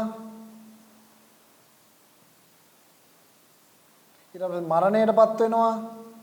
එහෙනම් මේ ඔක්කොම ටිකද ජාතිපි දුක්ඛයින්ද? එහෙනම් ජාති, ජරා, ව්‍යාධි, මරණ. මේ ඔක්කොම දුක. මරණයත් දුක. ලෙඩත් දුක. ව්‍යාධිය ජරාවටපත් වීම දුක. ඇයි නැවත නැවත අපි මෝන හොදනවා, නානවා, මේ කියනවා කරන්නේ මොකද්ද? වෙනස් වෙන නිසා. ජරාවටපත් වෙන නිසා. දුක. ඉපදීම කොහොමද දුක? ඉපදිච්ච නිසා තමයි මේ ඔක්කොම දුකට මුහුණ දෙන්න තියෙන්නේ. එහෙනම් අනිවාර්යෙන් ඔය කියන හතර තියෙනවද බඩගින්න? නෑ. කුසගින්න කියන කාරණේ නෑ. ඒක ලෝකේ බලවත්ම රෝගයක් විදිහට සලකන්නේ. කායික රෝගයක් වගේ දෙයක් තමයි එතන සලකන්නේ. එතන උත්තරේ වෙන්නේ කුසගින්න අංක 36ට පිළිතුර අංක 4. 37 වෙනි ප්‍රශ්නය ප්‍රඥාව දියුණු කරගත හැකි ක්‍රම ත්‍රිත්වයට අයත් නොවන්නේ. දැන් ප්‍රඥාව දියුණු කරන්න පුළුවන් පුතේ ක්‍රම කීපයකින්. චින්තාමය, ශ්‍රුතමය, දෘශ්‍යමය. ඔන්න භාවනාමය කියලාත් මේකේ තියෙනවා. චින්තාමය යමෙකුට හිතලා මේක මෙහෙම වෙන්න පුළුවන් නේද කියලා හිතලා දියුණු කරගන්න පුළුවන් ප්‍රඥාව. ඒකට කියනවා චින්තාමය ප්‍රඥා කියලා. ශ්‍රුතමය ප්‍රඥා කියලා කියන්නේ පුතේ කෙනෙක් දැන් අපි බුදුරජාණන් වහන්සේ දේශනිත ධර්මය අපි අහලා අපේ ප්‍රඥාව වැඩි කරගන්නවා. ආව මේක මෙහෙම වෙන්න පුළුවන් නේද කියලා අහලා. දැන් ඔයාලා මම කියන එක අහලා ඔයගොල්ලෝගේ ඥානෙ වැඩි කරගන්නවා. ඒකත් හරිනේ. ඊළඟට පුතේ භාවනාමය. සමහරව භාවනායෝගීව ප්‍රඥාව වඩා ගන්න. අපි විදර්ශනා භාවනාව කරන්නේ ඒකනේ. සමත විදර්ශනා භාවනාවලින් කරන ප්‍රඥාව වඩන එක. නමුත් 이르දිමය වශයෙන් එහෙම ප්‍රඥාවක් වඩන්නේ නැහැ. ඒ නිසා නොවන එක තමයි අංක 4. 37 වෙනි ප්‍රශ්නෙට අංක 4 තමයි පිළිතුර වෙන්නේ. යම් කාර්යයක් කිරීමේදී වීරිය යන කරුණු තුන් ආකාරයකින් හඳුනාගත හැක. ඊට අයත් නොවන්නේ මින් කුමක්ද? අපි දන්නවා වීරිය කියන කාරණේ පාරමිතාවක් විදියට දස පාරමිතා පහේ පළවෙනි පහේ තියෙන කාරණයක්. වීරිය කියන්නේ උත්සාහවන්ත භාවය වගේ දෙයක් නේ. එතන මෙතෙන්දී අපිට පුළුවන් එතන පෙළපොතේ කරුණු තුනක් ඕගොල්ලොන්ට දක්වලා තියෙනවා. ආරම්භක ධාතු, නික්කම ධාතු සහ පරක්කම කියන කාරණා. එතකොට මෙතෙන්ද ආරම්භක ධාතුව කියලා කියන්නේ පුතේ යම් කිසි දෙයක් ආරම්භ කරන්න වීරියක් තියෙන්න ඕනේ. දැන් බලන්නකො පුතාලට පාඩම් කරන්නලා නැත්තම් තාම විභාගයට මම පාඩම් කර යුතුයි කියලා ආරම්භ කරන්න යම් වීරියක් තියෙන්න ඕනේ. නැත්තම් පාඩම් කරන්න ආරම්භ කරේ නැත්තම් කවදාවත් පාඩම් කරන්න බෑනේ. අන්න එතකොට ආරම්භක ධාතු කියලා කියන්නේ එන්නේ ආරම්භ කිරීමට වීරියක් තියෙන්න ඕනේ. පළවෙනි එක. ඊළඟට බලන්න නික්කම ධාතු. නික්කම කියලා කියන්නේ පුතේ ඒක ඉදිරිපත් කරන්න. මම පාඩම් කරන්න ඉඳ ගන්න එපායි දැන්. අරක හිතුවා වගේ බෑ. ආරම්භ කරන්න නම් මොකද? ඒකට ප්‍රවේශයක් වෙන්න ඕනේ. අන්න ඒකට කියනවා නික්කම කියලා. ඒ වැඩේ නිරත වෙනවා. ඊළඟට දැන් පාඩම් කරගෙන යන්න ඕනේ වීරියෙන්. අන්න ඒකට කියනවා පරක්කම කියලා. ඔය කරුණු තුනම එතකොට මෙතන තියෙනවා. යම් කිසි කාර්යයක් කරද්දී. එහෙනම් චින්තාමය කියලා එකක් ඒකේ අදහස් වෙන්නේ නැහැ. චිත්තමය කියන කාරණයක් එහෙම එකක් අදහස් වෙන්නේ නැති නිසා උත්තරේ නොවන එක තමයි අංක 4. 39 වෙනි ප්‍රශ්නය නොගැලපෙන පිළිතුර අයත් වර්ණය. නොගැලපෙන පිළිතුර. පුතේ මෙතන මේ මම දීලා තියෙන්නේ ඔතන කරුණු දෙක හැම උත්තරයකටම කරුණු දෙක දාලා තියෙනවා. එතන මේ කමාවක් වැදිලා නැහැ. ඒ වගේම තමයි ওই ප්‍රශ්නේ තියෙනවා දෙවෙනි උත්තරේ යස නෙවෙයි සස ජාතකය. සස කියලා වදින්න ඕනේ එතන යස කියලා වැදිලා තියෙන්නේ. ඔයගොල්ලෝ ගත්ත උත්තරේ කොහොමද කියලා අපි බලමුකෝ. වැරද්දක් තිබුණොත් හදාගමු අපි ඒකේ. මහා කපි මග මහානවක. මෙතන ওই දෙක ගැලපෙනවා. ඒකම ජාතක කතා දෙකක්. කපි සහ මග මහානවක. ඊළඟට කරුණාව සහ උපාය කෞශල්‍ය. අපි දන්නවා පාරමිතාවක් සම්පූර්ණ කරද්දී කළ යුතු ආකාර ගැන කියවෙන කරුණු පහෙන් දෙකක් තමයි එතන. ඒතර ඒකත් ගැලපෙනවා. වෙස්සන්තර සහ සස ජාතකයේ යස නෙවෙයි එතන සස කියලා හදාගන්න. ඒතර ඒකත් දාන පාරමිතාවට අදාළ දෙකක් ගැලපෙනවා එක තැන. සච්චක සහ කාන්ති. සච්ච කියලා කියන්නේ වෙන එකක්, කාන්ති කියලා කියන්නේ තව එකක්. ඒ නිසා ඒ දෙක ගැලපෙන්නේ නෑ. පාරමිතා දෙකක් වන නිසා වෙනම පාරමිතා දෙකක් වන නිසා ඒක ගැලපෙන්නේ නැති නිසා උත්තරේ වෙන්නේ අංක 4 තමයි 39 වෙනි ප්‍රශ්නයට පිළිතුර වෙන්නේ. අවසාන ප්‍රශ්නය. කුසල් යන්නට ඇති අර්ථකථනයට අයත් නොවන්නේ. අපි ඉගෙන ගත්තාද කුසල් කියන එකට අර්ථකථන තුනක් තියෙනවා කියලා. දක්ෂ, නිරෝධ සහ නිවැරදි. නිරෝධ, නිරෝගී කියන අදහස තියෙන්න ඕනේ. නිරෝගී, නිරෝධ කියන එකට නිරෝගී කියලා හදාගන්න එතන. නිවැරදි. ඒතකොට මේ 1 2 3 පිළිතුරු තුනම අදාළයි.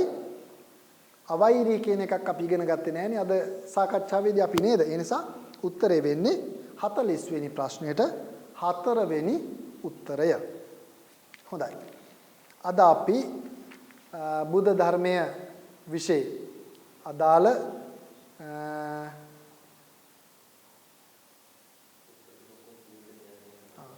නැවත එකපාරක් උත්තර ටික ඔක්කොම කියමුද කියලා යෝජනාවක් දාලා තියෙනවලු. බලමු. මම නැවත එකපාරක් පුතාලට ප්‍රශ්න අංකත් එක්ක ඒ ප්‍රශ්න අංකයට අදාළ පිළිතුර මම කියන්නම්. නැවත සටහන් කරගෙන බලන්න Tamanට කීයක් හරිද කියලා. නොතේරිච්ච ප්‍රශ්නයක් තියෙනවා නම් මගේ අංකයේ ඔබ මේ අදාළ ප්‍රශ්න පත්‍රයේ පිටුපස දාලා ඇති. පුළුවන් නම් ඒකට අදාළ දෙයක් යොමු කරන්න මට පුළුවන් වෙලාවකට ඔබට ඒ අදාළ පිළිතුර සපයන්න උත්සාහ කරන්න. ඒ අනුව පළවෙනි ප්‍රශ්නෙට අංක 1 උත්තරය, දෙවෙනි ප්‍රශ්නෙට අංක 4, තුන්වෙනි ප්‍රශ්නෙට අංක 3, හතරවෙනි ප්‍රශ්නෙට අංක 4, පස්වෙනි ප්‍රශ්නෙට අංක 3, හයවෙනි ප්‍රශ්නෙට අංක 2, හත්වෙනි ප්‍රශ්නෙට අංක 3, අටවෙනි ප්‍රශ්නෙට අංක 1,